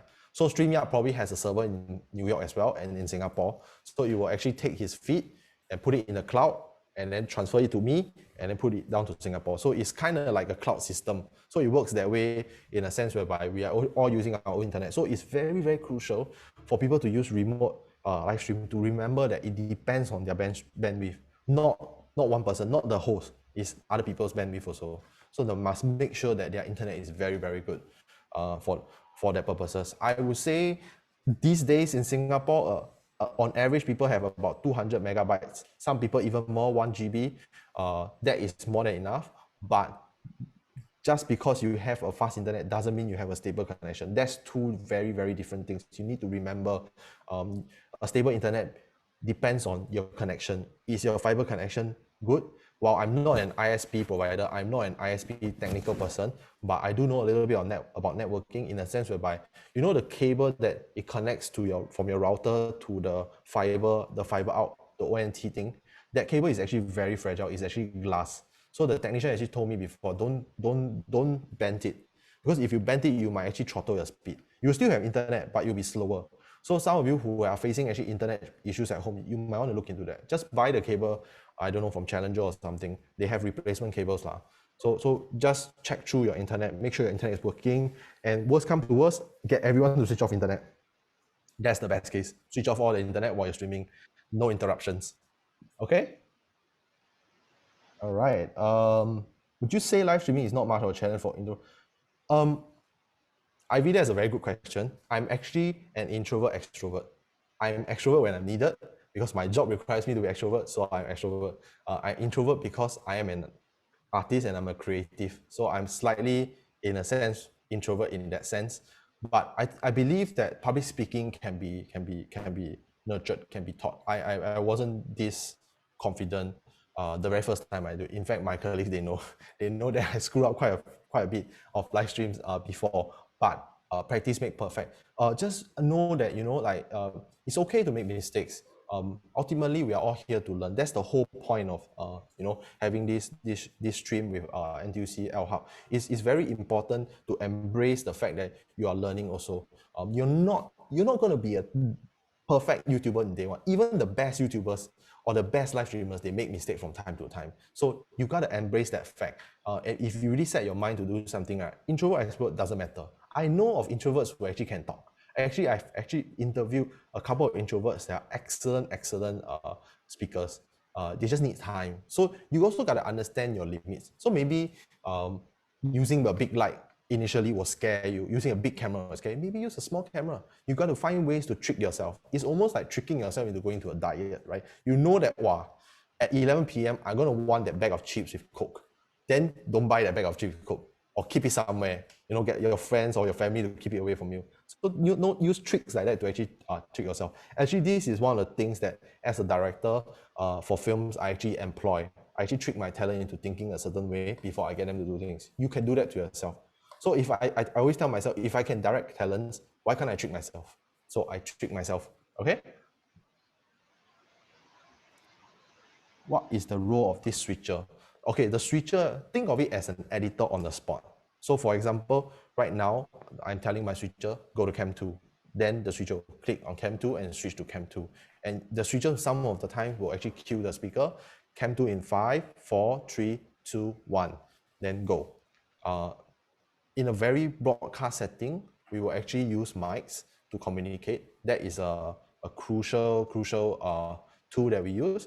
If it's not available, we just use text or we use visual cues like this, right? So yeah. But you need 1,000 subscribers on YouTube. Yes, you do. Unfortunately, YouTube live stream is still at a very, I would say, nascent stage. So yes, they do need to cap that. But I wouldn't say that getting 1,000 subscribers is hard because of how the algorithm, I don't want to get into this whole algorithm thing, but just know that the algorithm is changing. If in YouTube, right, even if you have just 50 subscribers, right, if you create a video that went viral, not viral, just relatively number of hits, 10,000 hits, right, then you can get it very easily. Most importantly is to also not just employ what I teach you, but also what Augustine teach you, because it's very important to actually create your own niche, to find out what you want to say, find out the key messages that you want to say in the live stream or in the YouTube videos that you create. Then you can get the audiences that you want. Really remember, you need to find your community. It's not just about creating content. You need to find your community. You need to talk to your community, right? So who has the ownership videos out there? Desmond, you have an excellent question as to whether who has the ownership of the videos uploaded, the platform vendor or YouTube itself? Platform. Sometimes it's platform. For example, Instagram had this very, very lousy terms that I really disagree. I think it's still up, where people can fact check me on this, but because I have not used Instagram personally for the past 3 years already, I stopped using Instagram. But Instagram do have these terms where they actually they're allowed to sell your images. The images that you upload, they're allowed to sell if they want lah. And you cannot do anything about it because you're using an Instagram. Just remember, whatever thing that is free on the internet, you're most likely the product. I'm not saying that you run away from all these tools. I'm saying to know the tools and know your rights when you're using. That's it. If you are a YouTuber and you create the YouTube content, the IP stays with you. No problem. But maybe what YouTube could do is actually advertise your face. Oh, hey, look at this is a new YouTuber. Want to check him out. Like I said, whatever you put on the internet, just know that it will stay there forever. Nothing gets scrubbed from the internet. Just know, okay? So use OBS. Yes, Patrick was asking when he uses OBS. OBS is a live streaming tool, by the way. Windows within Windows screen display as a start. Yes, sometimes it's very normal. You just need to switch the display to whatever you want to switch out. So for example, you want to use cam 1 instead of cam 2, just switch to cam 1 first. Then after that, you switch accordingly. All your settings could be multi-view. Just change it to a single view. That will fix the problem. usually have to cut off some part during editing. So you have to set it right in the first place before you actually begin, so that you could actually get it right. But I would say it's a good practice to edit your live stream, because sometimes people may not want to sit through a 40-minute lecture, right? So for example, if today, like let's say some people just want concise points, right? Then probably an editor will cut down my speech, like this talk of like almost an hour plus, to maybe 20 minutes, the key main points that he thinks that is relevant. So that could be employed for your own live streams as well. So that is something to keep. What is the difference between StreamYard and OBS? OBS is an open source software, meaning to say it's maintained by multiple users and it's free. And I would say that it's untethered, so it's more open in a sense whereby you can have different functions. But I don't think OBS has a remote function that is simple enough for people to use, because you need to do network configurations if you were to do that on OBS. But StreamYard is very straightforward. You go in, you click your webcam or your camera activated, and you can live any part in the world. You just need a stable connection. So that's the difference. And StreamYard, you need to pay in order to do certain things. I'm not sure. Veron, that's an excellent question. I'm not sure whether StreamYard could do that. It could be a way to circumvent the whole YouTube stream thing. I can't answer that, but you're more than happy to try it. I will try it, but I'm already across 1,000 subscribers. So yeah, so this is a very important point for you to list out. Can I share some tips if you have more than one camera? Example, one camera. Yes. Like I said, get someone to be in charge of the switching. Be it StreamYard. Sometimes StreamYard because you can have multiple people right in the room. You can just click, switch. So StreamYard, you need that one person to help you switch. That is good, and then give visual cues and do a rundown of an event. So when we are doing this with Augustine, we actually have a rundown at roughly what time he will pass it on to me, and at roughly what time I will actually end the stream. Things like that. This is very good to have. Treat it like an event, you see. And I'm sure a lot of you have actually attended events. Some of you have actually organized events, pre-pandemic. So these are the actually skill sets that could be learned or could be used to actually showcase this live stream. StreamYard works also. So if you were to use StreamYard for this, it works. Zoom works as well, but you need multiple computers for Zoom and StreamYard also. For if you were to using a broadcast setup, then yes, you can just do like one computer. But generally, we always have backups. We are always ready. So let's say if this computer breaks, I have another one ready. Does all platform, YouTube, Facebook? I don't think, unless it's as a YouTuber, unless you're using your own YouTube account, you can download videos that you have live streamed and uploaded, no problem. Facebook, I believe the same case as well. But if you're downloading other people, then you have to get permission, or you have to just rip it off. StreamYard, yes, definitely StreamYard. They'll upload to their cloud. So now I've actually managed to answer all of your questions, all 100 of them, 106. So I mean, do keep them coming. I'm open to more questions, but I'm gonna just like brief through again on like what I've mentioned. So let's go through one more time, but I'm going to briefly. So can we go to the very first slide for me, branding? So this is for your benefit. So branding is extremely important. Yeah. So as a live streamer, if you were to brand yourself, and I'm on this show right now, and if I were to use a non-virtual background, right? I don't have a background right now. I'm like, it's just gray. I'm actually already off topic already. You might not know that I'm a speaker, so it's always good to use the elements, the backgrounds, or whichever, like the text, the colors, all these on brand, even dressing, right? Dressing, that is very, very crucial. So for example, for my Ghostmax podcast, I need to actually establish that I I'm a horror podcast. So if I were to open up with very, very like, big gestures like, oh, hi, welcome everyone, very happy, without setting the mood, you wouldn't know that I'm actually doing a horror podcast. You'll be actually confused. What is this guy doing, right? And then we also mentioned about captions, auto captions. Facebook has this function called auto captions where you can actually auto cap, and a lot of software, YouTube also, they also have auto caption. Zoom also have auto caption.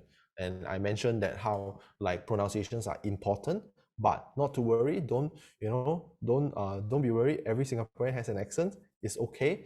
Technology is catching up to actually mitigate that.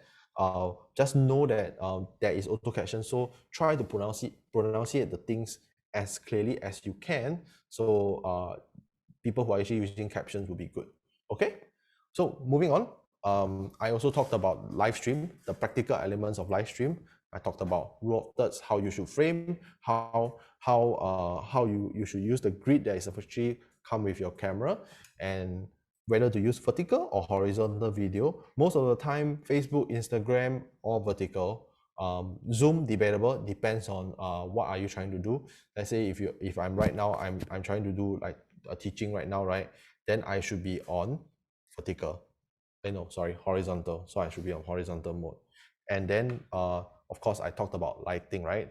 Lighting. The key to actually getting good light is to know when the light is softest, in a sense whereby it's not too harsh. For Singapore, almost on the equator line, yeah. So light gets slightly harsher as we progress through the day. As actually right now at 11, right, it's super harsh already. So the good thing is that we have actually pulled off all the blinds, and I'm actually using one light source. So all this lighting is it's crucial to know where the sun is at your place. It's your place, right? You can just take a look. And also the sun moves, right? So I mean the earth spins, right? So the sun location will be at different direction across the time of the year, across years. So sometimes you look at sun, there's phenomena such as like eclipse and stuff. This is because earth is moving, yeah. So we also look at that as filmmakers and creators. How do we actually make use of the earth's rotation and the sun and the direction? All these actually play a matter. So you need to actually notice all these things. Moving forward, I also talked about lighting directions. So right now I'm actually using a frontal lighting. I'm going to show you again. So this is what happens if I switch it off. Okay, my face is actually very dark right now. It's not well lit and stuff. So I'm going to on it back because I am actually backlit and there's a top light on me. So it looks very harsh. So what I have is a frontal light, which is softbox. So it's actually diffused. You could achieve that even with an IKEA lamp. Use some tracing paper to put over the IKEA lamp, and then your light will be soft. If not, it will be very, very harsh. Yeah. There's different scenarios, backlight or side lighting. Most of the time, we're going to go for side lighting. The reason that I'm going for a frontal light, a direct frontal light, is because I have a virtual background. So if I'm lighting from the side, the light may not be enough for the virtual backgrounds, and the key will look very bad. So that is one of the reasons that I'm actually doing it. Most of the time when we are actually doing live streams, we usually either using frontal lights or two sources. One key, which is the sunlight, and then a slight light to actually lift up the shadows on my face so that I'm actually well lit, or my shirt, right? Because my shirt is slightly darker. Okay, and then we move on. We talk about audio. Yeah, so we talk about the different kinds of audio techniques that you could use. The first one is to actually be closer to your audio. Yeah, is to be closer to your audio. You can actually talk as close as to your mic as possible. So this way, it makes your head very big, but it's really a balance. Like I keep mentioning, like two things, right? Test and balance. If your head is big but your audio is good, so you need to balance which one.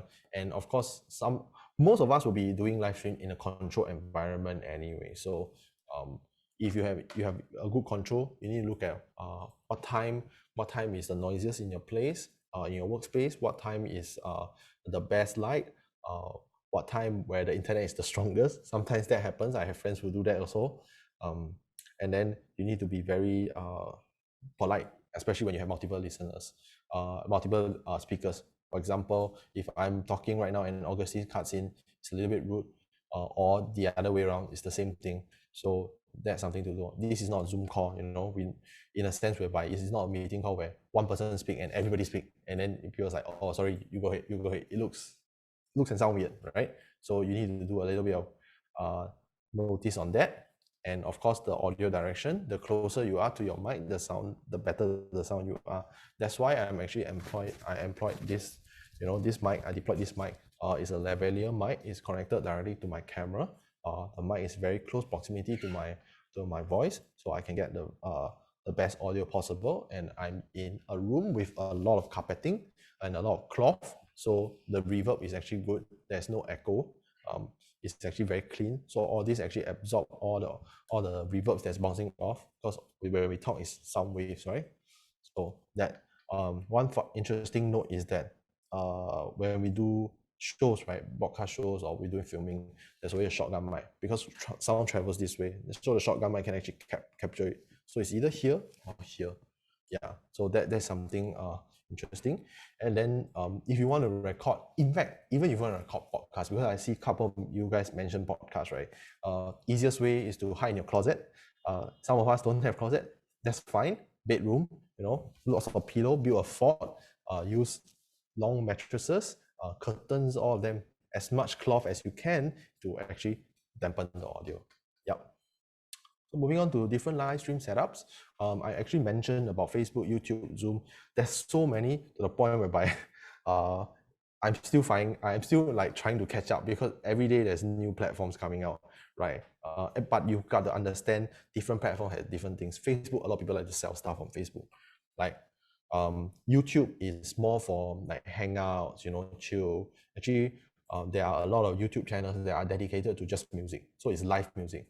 So what they do is they actually extract a track out of the computer and let it go live for 24 hours. So they showcase music. Or some is like live scenery. It's very interesting that how people actually use this setup to actually tell stories or showcase something. Then Zoom is more for meetings and for webinars such as this. Twitch is for people who actually walk around.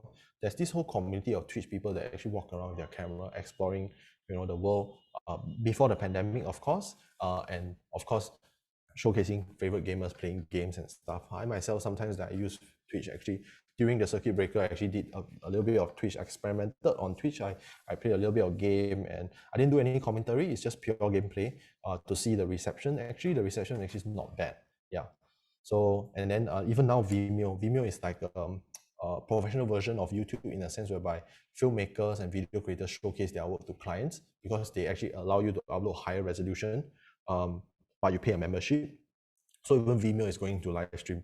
Everybody is going to live stream. Cisco WebEx has been around for a while. So many platforms, but you got to understand which platform suits your purpose, or you could just go everywhere, right?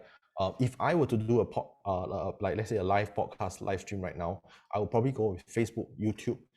I will try to go to Instagram. I don't think you can stream to Instagram and Facebook at the same time, but I'll try, and Twitch, because these are the platforms where I know that some of my friends will be at. So this is something that we could actually practice, and this is something that you could prepare even before you roll the camera, like what Augustine said, right? You got to understand how people are doing things at the other side of the world, or within the region itself. You need to do your research.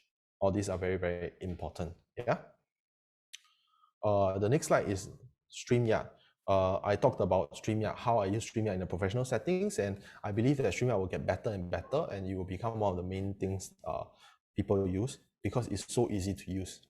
There is no learning curve. Even for Zoom, there's a slight learning curve. You need to understand how this button works, because Zoom is for us. You see, is for us to actually control. You can't just make the person big just like that, because I see some of the questions are like that. You can't just pin the person.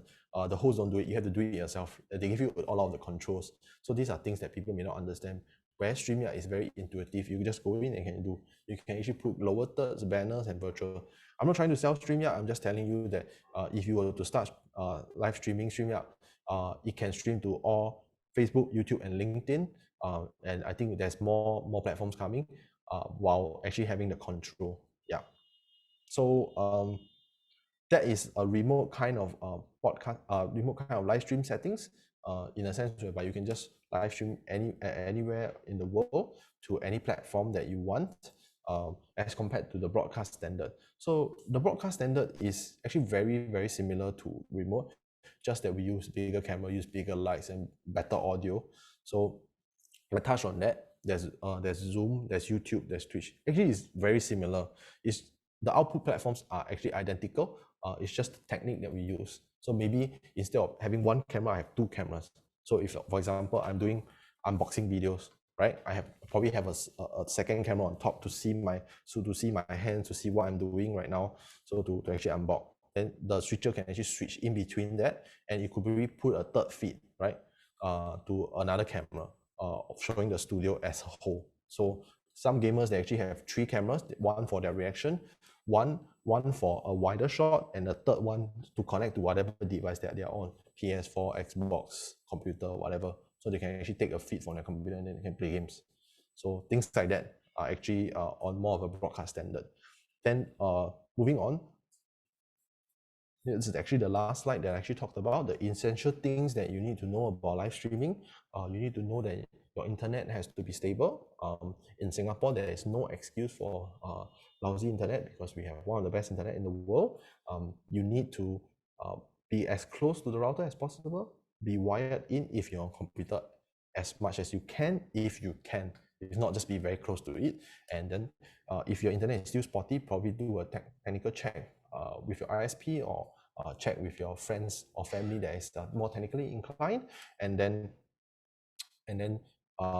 just ensure that you are using the internet at the best time, or get someone else to get off the internet so you can actually have a smooth stream. All these can be tested, test, so that, and then you balance it. So if you have bad internet at a place where the light is very, very good, maybe you move back further, then maybe the internet will be slightly better, but you have slightly better, worse light.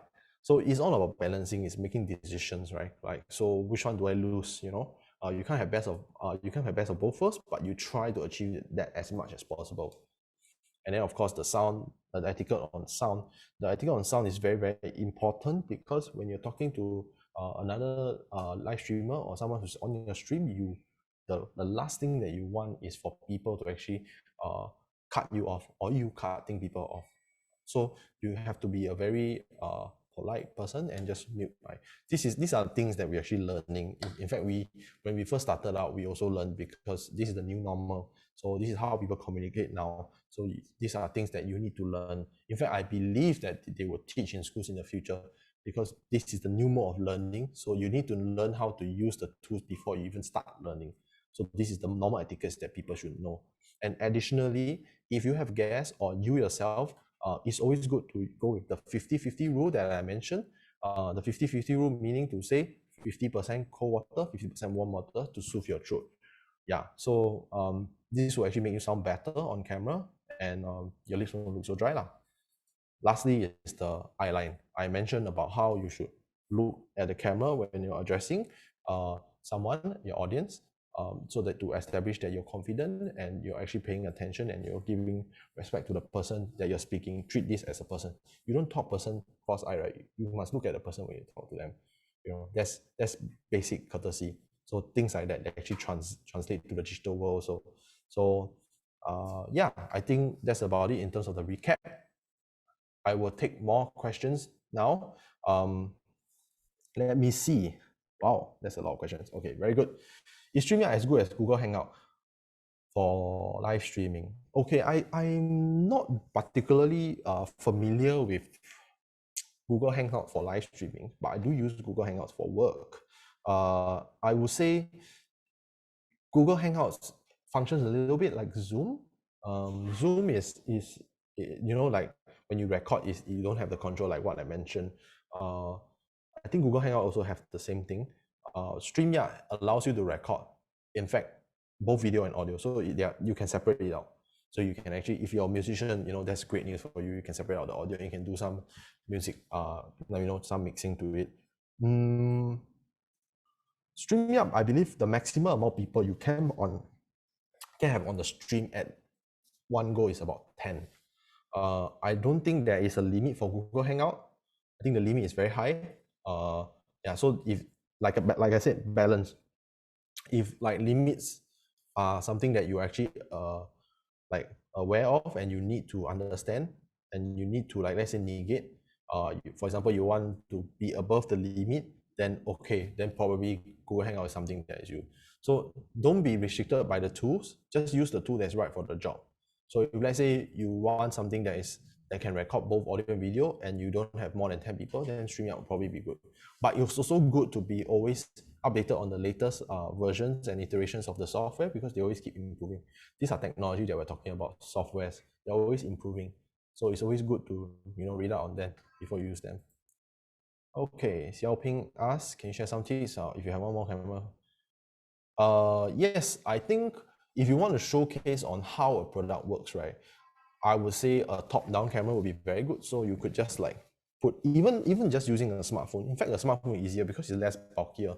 So you could probably just, if you don't have the rig, so what we call is like a rig, so you have a cross-section beam and 2 light stands to mount it on, you could probably just tape it, just be careful. Then just set the camera and then tape it, and then you can use StreamYard to switch. So you can switch the camera using StreamYard.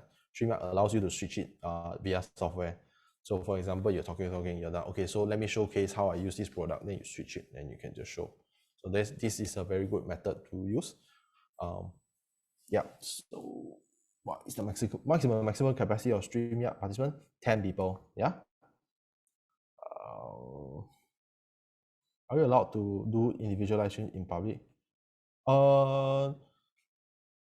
Under from what I understand of Singapore's media law, the privacy still applies. You're not allowed to actually stream other people's likeness without their permission.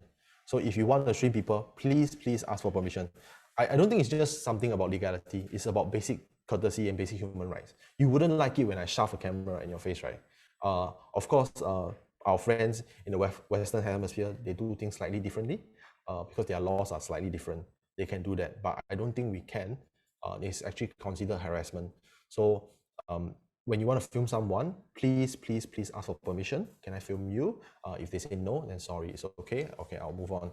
Yeah. So these are things that you need to practice. Actually, a lot of the knowledge that I'm actually passing on to all of you is a lot of basic courtesy knowledge. It's not really about the technical. Technical is just one part, right?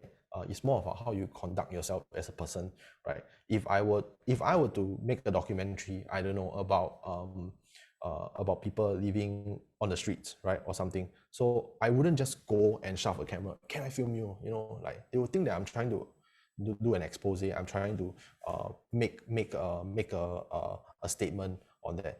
You probably ask them, talk to them, build some rapport. So these are very important nuances that you have to understand for making content. So, and also, please make content from your heart. Don't make content that will go viral. You think that will go viral. This is the fastest way to go down as a creator. Yeah. So you need to think of content and niche in content that correlates with what you believe as a person or something that you like. Then you will find your community. Okay. For auto caption, sometimes there is still wrong words. Can we still be allowed to edit? I believe not, because it's auto generated. But on some platforms they do. YouTube they do allow, because Facebook is on the fly. It's translating on the fly and they're doing it on the fly. I don't think they allow it, but YouTube they allow it. But I believe you have to be I think at least 1,000 subscribers or so. I know that a lot of the things that the YouTube has, there are plus points, are meant to actually push you as a creator. I don't necessarily think that it's fair, but it is what it is. When you use their platform, you play by their rules. Okay. What are the considerations if you do concurrently on multiple platforms? Excellent question, Sam. I think if you are on multiple platforms, first of all, on multiple feeds, right? Actually, we are very, very lucky. As Singaporeans, we have multiple devices, right? We can afford multiple devices. So maybe watch one on YouTube, watch one on Facebook, watch one on Instagram. So you actually know that what is happening on different platforms. But of course, it's a little bit too daunting sometimes, because you have to address the questions. Like right now, if let's say I'm opening this feed up to all 3 different platforms, right? I need to address all three different questions and comments. The beautiful thing about StreamYard, it consolidates everything for you in one comment section. So Instagram, YouTube, Facebook. So you can actually look at it. I mean, no Instagram, LinkedIn. So yeah. Can show us your microphone? Yes, I can. So it's a lavalier mic. I don't know if you guys can see it, but it's a lavalier mic. It's very, very tiny. It's omnidirectional, means to say that it can capture both here and here. It doesn't matter where I put them, as long as I'm actually close to the subject, then I can. So yeah, lavalier mics have been around for very, very long lah. So this particular lavalier mic is about $400. But I use it for professional setting, that's why. Not saying that you should get it, okay? What is the preferred timing duration for your live stream? Okay, so like we live in a very data-driven age in social media, right? I know like this is just about live stream and technicality, but I'm trying to share as much knowledge as I can, so please bear with me. To determine on what will work and what will not work, right, is based on data, unfortunately. When I was also starting out, I didn't care about data, and actually it didn't do well. My content didn't do well, but then I started paying attention, right? Hypothesis of a thought is good. It's good to have. Like you think that your listeners will tune in to you at 9 p.m., but it may not be the case. So it's always good to go back to the same thing that I mentioned, test and test and test. So you test your audiences by actually uploading at different times and see the reaction. And you can just input all this data and you do it multiple sessions. You input this data, generate Excel or something, and you can see a chart. You can really see what are the trends. In fact, some of the platforms, they actually have that too. Facebook and YouTube have that too. You can see the charts, the trends. Then you consolidate the data, you crunch the numbers, you look at, okay, on average, right, if I'm uploading on Facebook 5 times a week, I do slightly better than I'm uploading last week 3 times a week. And I upload at 9 p.m. versus at 10 p.m., I do 10% better. Then you focus your effort on that. And then the length also matters, right? But for my experience, length-wise for live stream, I think should be, this is slightly longer, but should be 30 to 1 hour. Depends on your content. Like if you're just chilling, there are people who are like literally like Korean YouTubers who are actually just, and American YouTubers just sitting down, they're studying for 4 hours straight, and people watch that. Because why? It's an experiential thing. So most of the people who actually watch that are late night people who just like to chill, just use their computer, and then they like that there's this white noise, somebody's like typing on the computer. Sometimes like after half an hour say something real quick. They like that companionship, that digital companionship. So it really depends on your content. Like for example, food, you don't expect food to be cooked so quickly, right? So about an hour. Selling of stuff, hour to hour and a half. Really depends on your content, and look at your references. Then based on that, you do an hypothesis. You test whether if your hypothesis is right. And most of the time we are wrong. Then you, based on the numbers, you adjust. You keep changing and changing and changing and changing. Yeah. So I actually teach this kind of data analytics to people as well. This is the first thing that you actually must actually understand as a creator when you're starting out. Yeah. Let me see. Auto caption, StreamYard, and software encoder. Hardware. StreamYard is a software encoder. Yes. Do we need a high spec? No. You do not need a high spec computer. It's running off their servers. But of course, what you need is a good laptop with a good webcam. I think that's the most important thing, and I think most of the time we have something decent. In fact, just use phone. StreamYard can use phone. Phones are the best because their processors are amazing. I cannot stress that enough. Really, as a filmmaker, I can tell you that. I've used cameras that are like $50,000, and none of them can beat the image processing of a smartphone, simply because it's built for that simple purposes. Like you see, use cameras, some of those China apps, the Meitu, they can actually make your face very, very beautiful, right? That's all image processing done on the phone, not on the camera itself, yeah? Okay. If you want to, like, let's say use green screen, it will be hardware intensive because you will use your computer's graphics to try to generate the background with the green screen. So that is hardware. But StreamYard majority, if you're not using green screen, is a software thing. Thank you, Priscilla, for the kind words. Stream properties. I think Facebook is very, very good. I've actually have friends in Malaysia that are realtors also. So they are videographers. They have actually changed their method of selling. So they actually went to learn videography as a realtor, and then he does live stream live. So he actually used his iPhone to do it, and then he mounts it on one of those gimbal. I think these gimbals are getting cheaper and cheaper, like I think like 50 to 100, depends on the brand. And then he does like an entire walkthrough, and it looks very smooth. It looks super nice. Of course, it's in the day with light and stuff, like so you walk through the whole house as if you were him, and then he talks as he does it. I think that's an excellent way to sell a house. The house looks beautiful. Of course, there's rehearsal. I know that he actually does a one whole walkthrough without recording first. Then he actually do it for real. But of course, he do it via Facebook Live and YouTube. But like I said, StreamYard will work very, very well. But you need to ask yourself, what is the reason of live streaming it than showing a recorded version? Are you trying to auction the house? if you do, yeah, it's something that is super new, because I have not seen someone auction a house like those Facebook auction. Okay, like this Mr. A is buying this house at $100,000. Mr. B just offered 110. Mr. C offered 150. I don't think people do that, but it would be very, very interesting if someone does it, and something that is new, because I have not seen that. I actually one of my colleagues actually is a live streamer who sells stuff online. I actually asked her what's the most expensive thing that you have sold. She told me she sold a car. So the car fanatics out there, she sold a GTR with $100,000. So I think it's interesting because it's things like that people have not seen, right? You probably get the attention. Mothership will probably write an article. Singaporean man's live streams the sale of his flat, something like that, right? So these are actually niche that you need to watch out for. Like, oh, nobody has done it before. It's interesting, not in a bad way or sense like you go out there, you strip naked and you run around the streets. Not that kind of like, but in a very interesting way. So always remember, yeah, look out for things like that. Yeah.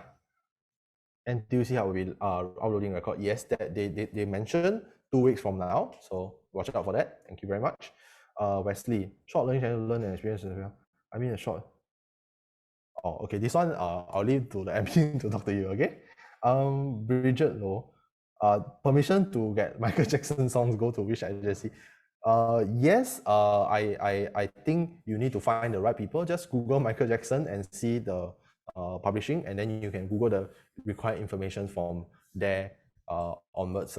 But I can tell you, with my experience in using music for productions, using one single time use of music can be expensive as $50,000 to all the way to hundreds of thousands of dollars. So that is something that you need to keep note of. Okay. Let me see.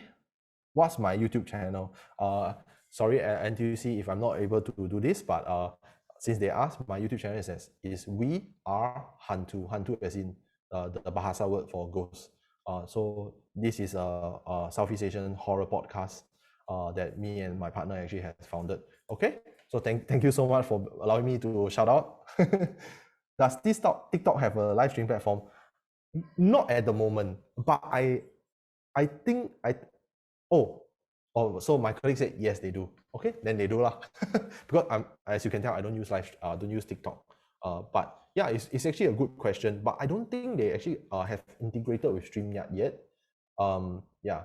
So other live streaming platform, like for those that are very shy to show your face, Clubhouse is actually a very good place to start. I know that Clubhouse is only available on iPhone. I understand your frustration. The people that I want to speak to, a lot of them are on Android. I totally understand that, but they are working on an Android version.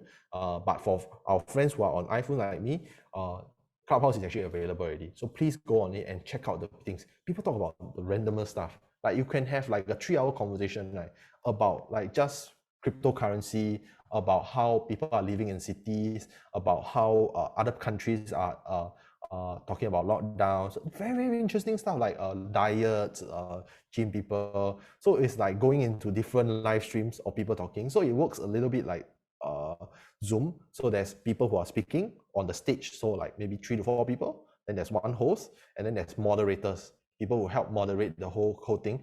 Then there's the rest of us who are the listeners, right? You can just listen in. You can drop out anytime. So you listen in. then you can ask questions, you can raise your hands like Zoom. So I think that is very, very interesting to have. It helps with the point where just one of one of you actually asked about introverts. So I think it helps with introverts because it's just your voice, right? And it's also allows you to multitask. You see, video we need to pay a little bit of attention, but for audio you can just listen, you can do your stuff. You know, I think that's excellent.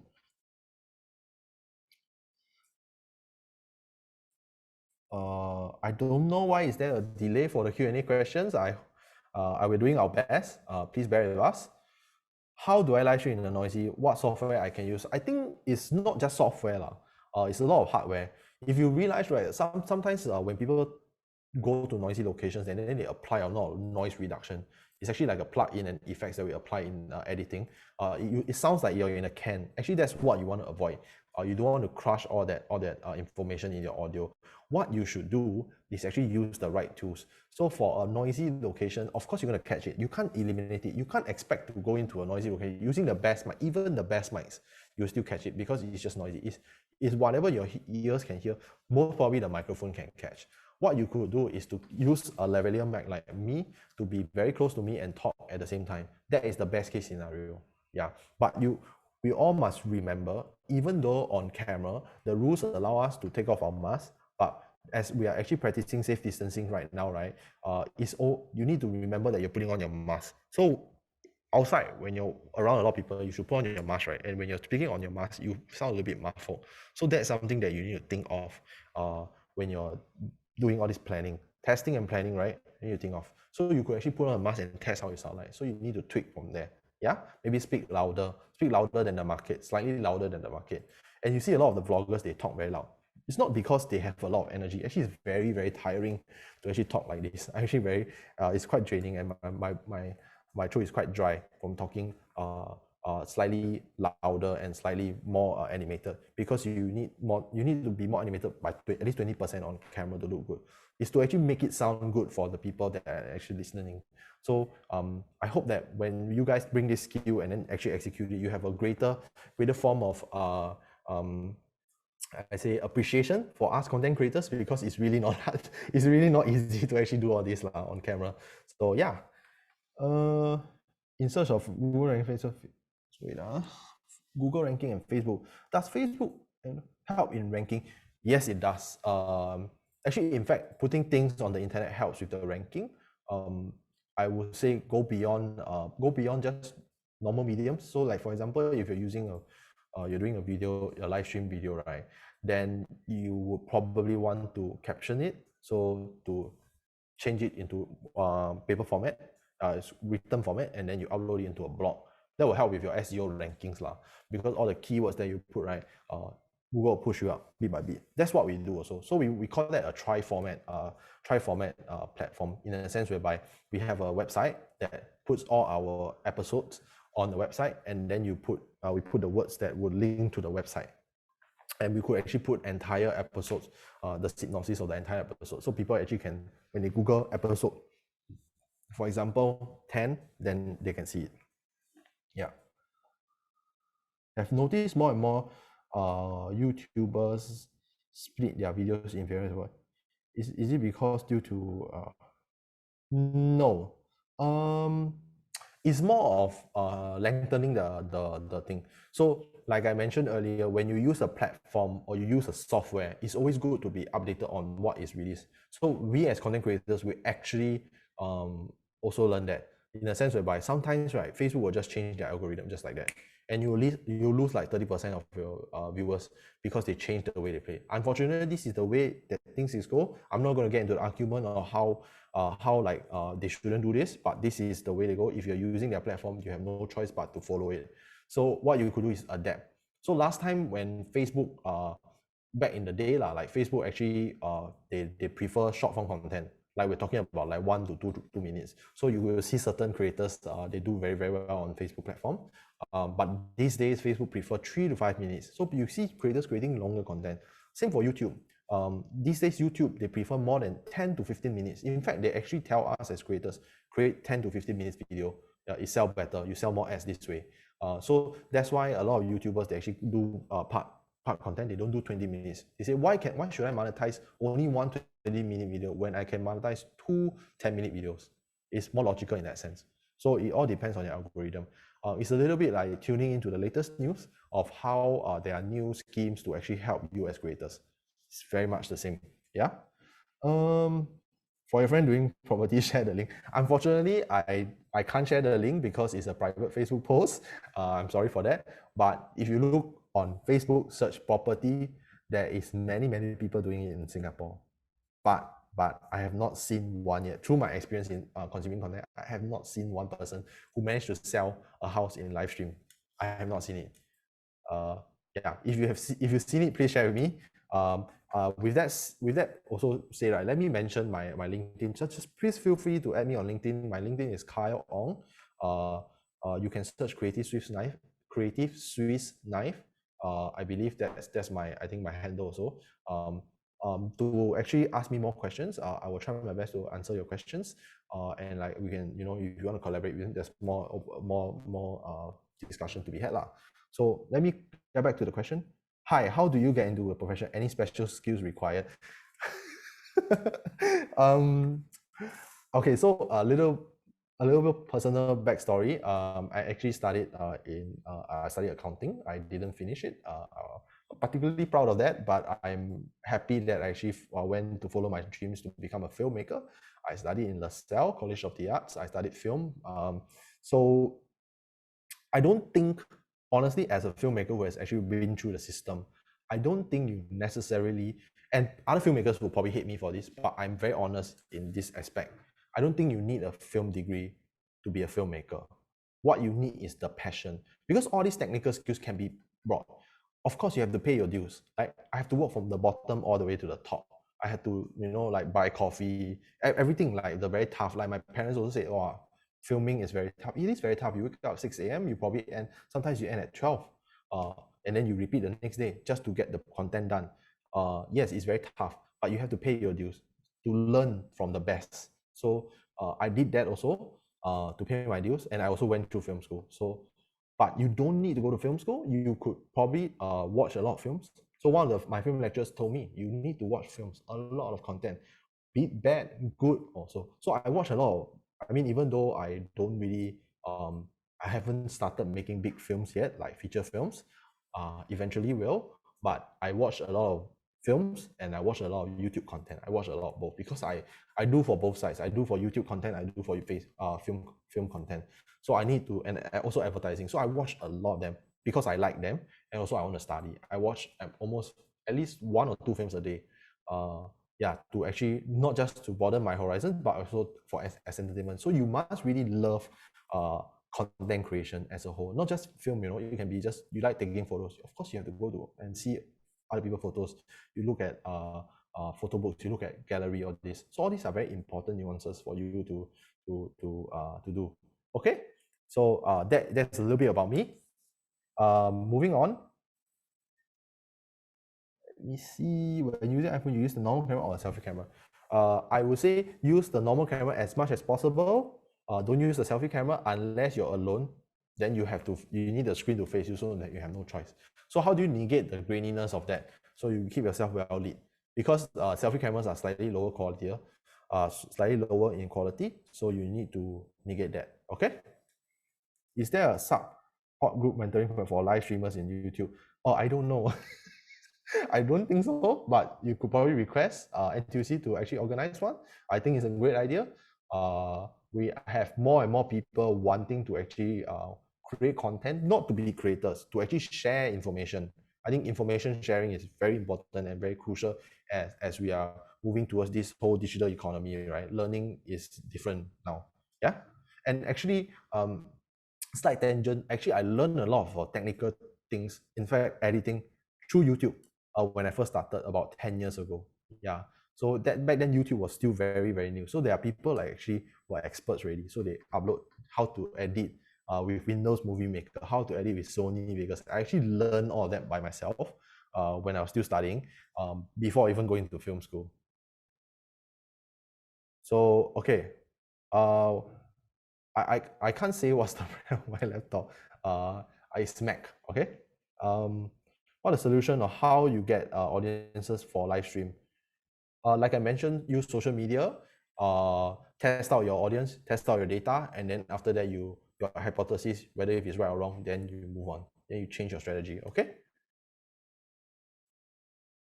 For the contest, okay, the contest later they will share more on it. Then yeah. Live streaming, try live streaming using YouTube on my mobile phone. Your channel doesn't. Yes, is because YouTube only allows live streaming for people with 1,000 subscribers as of now. I think the rules might change at some point.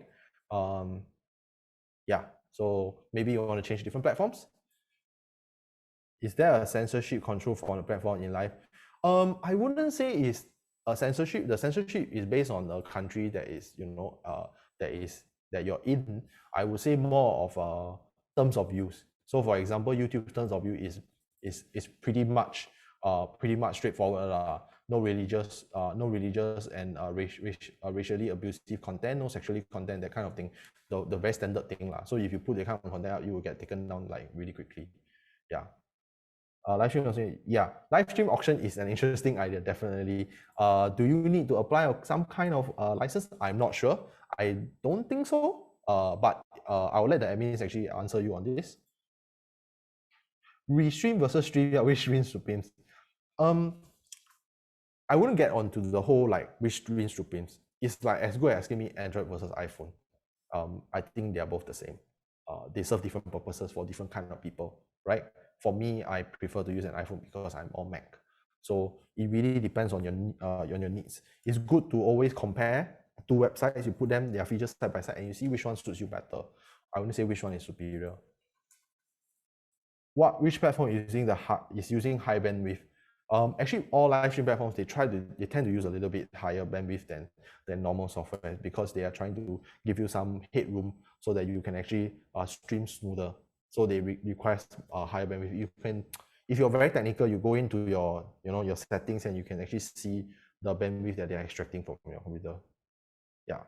Can I watch this video recording? Yes, you can. Okay. Okay, so right now, thank you so much for all the questions, for being on this live stream. Right now, I will leave it up to the team at NTUC to actually wrap this up. Okay, so I'm Carl. If you have any more questions, feel free to reach out to me at LinkedIn or NTUC. Okay, thank you very much.